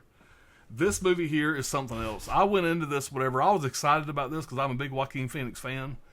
But halfway through this fucking movie, I forgot that I was watching Joaquin Phoenix, and I felt like I was watching an actual crazy person. He fucking kills it in this role. Now, I know there might be a lot of people that are just okay on this film or didn't like it, didn't get it, or whatever. But give it another watch. Joaquin Phoenix just absolutely went so deep into this character. This is, without a doubt, my favorite movie of 2019. Adore this fucking film. It is, it's a classic. The fact that number 2 is going to be a fucking musical, I'm not prepared to talk about that yet. But I love this film here. I wish that they would have carried this over to the new Batman movie and he would have been the villain in the Batman with Robert Pattinson. I would have loved to have seen that. But I understand that, you know, that Joaquin Phoenix is not the kind of guy that wants to play the same character for 10 fucking years. I can appreciate that. I know he's a different kind of actor. He's kind of a weird dude. But what he did to get ready for this role, go watch the special features, go do some research on this, go watch the film again, give it another try. I know it's not probably for everybody, but this movie was fucking fantastic. Blew me away. Watched it about 4 times now. It's some of the best fucking acting I've ever seen. Joaquin Phoenix is just, I can't say enough great things about it. I love this film. And the other movie that I had to mention for 2019, that's going to be John Wick Chapter 3. Here we are talking about John Wick again. But John Wick Chapter 3 was another great film in the franchise. I could not go any of these years without mentioning the John Wick movie. I love the John Wick films. But not quite my number 1 of the year again because of this son bitch right here. So yeah, that's the Joker. Moving on, guys. We're getting closer. This is 2020. So 2020 rolls around, and everybody knows what a crazy year this was. Don't have to mention the reason why. But it was a crazy year for everybody. It was kind of a scary year for everybody, worrying about money and stuff like that. Luckily, everything worked out well for our family. We had no major catastrophes here. But one cool thing that really happened for 2020 is a really good friend of mine, a girl named Brandy that I grew up with. There's a big history between me and Brandy. Me and her used to be married to brother and sister back in the day. And so me and Brandy have known each other for a better part of 20 years plus. And basically, she started dating a new guy named Ryan. Now, Ryan, me and him became friends right away. Me and him are like best friends now. I love Ryan to death. He's super close. You might know him as Dr. Ordinary. He's been on my channel a few times doing some live streams. But basically, the 4 of us went out one night. Me and my wife and Brandy and Ryan went out. And they kind of surprised me. They asked me if I would marry them.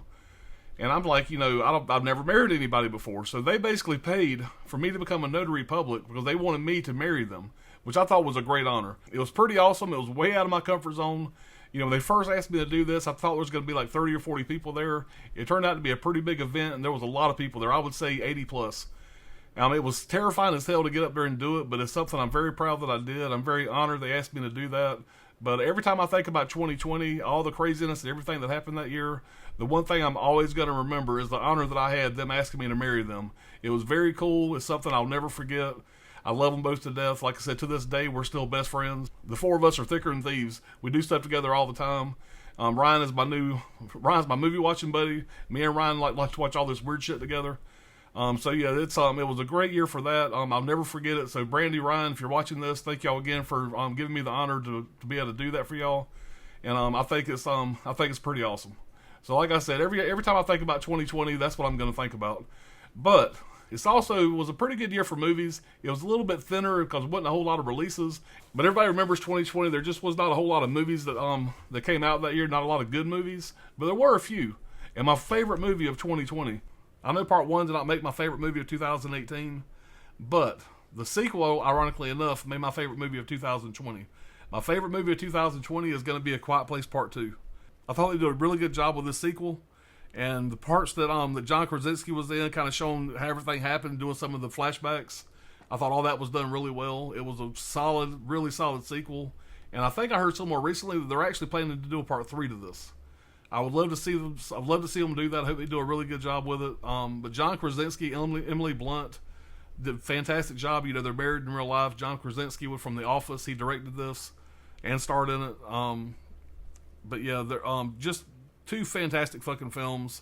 This one here, just because there was less competition in 2020. 2020 was a weird fucking year with COVID and all that bullshit. But this was my favorite film of that year. So I'm going to go with A Quiet Place Part 2. So 2021 was a big year. Me and my family finally got the opportunity to fly out to Colorado to visit my son and his wife. Jacob and Jillian moved out to Colorado a couple years ago, and they come home and visit us about twice a year. But this was the first time we could actually afford to all fly out there and see them. So we went out there for about a week. It was a fantastic trip. I had never been to Colorado before, never been to Denver before, and I tell you what, it was a beautiful trip. It was fantastic, and I really hope we get to go back real soon. So it was great to go out there and kind of see their place and kind of see, how things are out there. It's a totally different world than Florida. I was born and raised in Florida. I have not traveled a bunch. Going out to Colorado and seeing them and seeing their place out there, it was a fantastic time. And that was probably the biggest thing that happened for us in 2021. So this is a movie I actually didn't see in 2021. I watched this for the first time last year. And when I first seen this, I watched it on streaming. And yeah, it kind of blew me away a little bit. And I had to go out and kind of track down this 4K steelbook. And I was finally able to grab this steelbook here, and I'm going to list this as my favorite movie of 2021, and that is going to be The Last Duel. You have Matt Damon, Adam Driver, Ben Affleck. It's a history piece, whatever. I want to say it's based on a true story, but it is a really fantastic movie. At first, when first time I watched it, I was kind of got into it, going, no, this is pretty good. By the end of it, it blew me away. Everybody in this film does a fantastic job. Huge fan of it, and this is going to be my favorite movie of 2021. The other movie I wanted to mention, was the movie Nobody with Bob Odenkirk. Nobody was a kind of a John Wick knockoff. Everybody compared it to John Wick, and it was very similar to John Wick. But Bob Odenkirk did a fantastic job in that role. You don't really look at him as kind of a badass, so it was kind of cool to watch him, go from the Better Call Saul character to this character. It was just a lot of fun. But this year beat it out just by a little bit. Whatever. I'm gonna have to go with The Last Duel for 2021. So 2022, one really cool thing we got a chance to do was I finally got to go up and meet my buddy Johnny over at Johnny's Boutique Podcast. Me and my wife and daughter were going up to the mountains to spend Thanksgiving with my family. Me and Johnny worked it out where we could meet up at Orbit DVD. And so us and him and his wife met up there. Me and Johnny got to go shop around Orbit DVD. We had a really nice dinner that night. Later that night, Johnny was smart enough to bring one of his Blu-ray players. And one of the movies we had bought from Orbit DVD, we watched that movie that night. It was Bad Boy Bubby, which is a different kind of movie to say the least. But it was a great experience. It was really amazing finally getting to meet Johnny. They're just good people. We had a blast. That was definitely a highlight of 2022.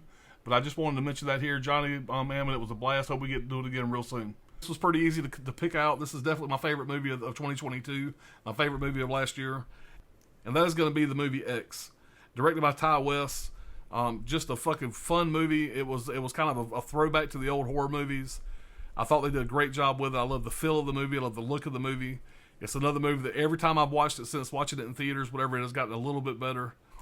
I got this really cool media book. But, yeah, X, whatever, it was pretty much a no-brainer for 2022 for me. My favorite movie of the year, 2022. I love X. I did enjoy Pearl, and I'm really looking forward to Maxine. But yeah, X-Men, it's where it's at for 2022. It's a really fantastic film. All right, moving on to 2023. I know the year's not over. I'm filming this video at the end of May. But up until May of 2023, my favorite thing that I've seen so far this year is going to be John Wick 4.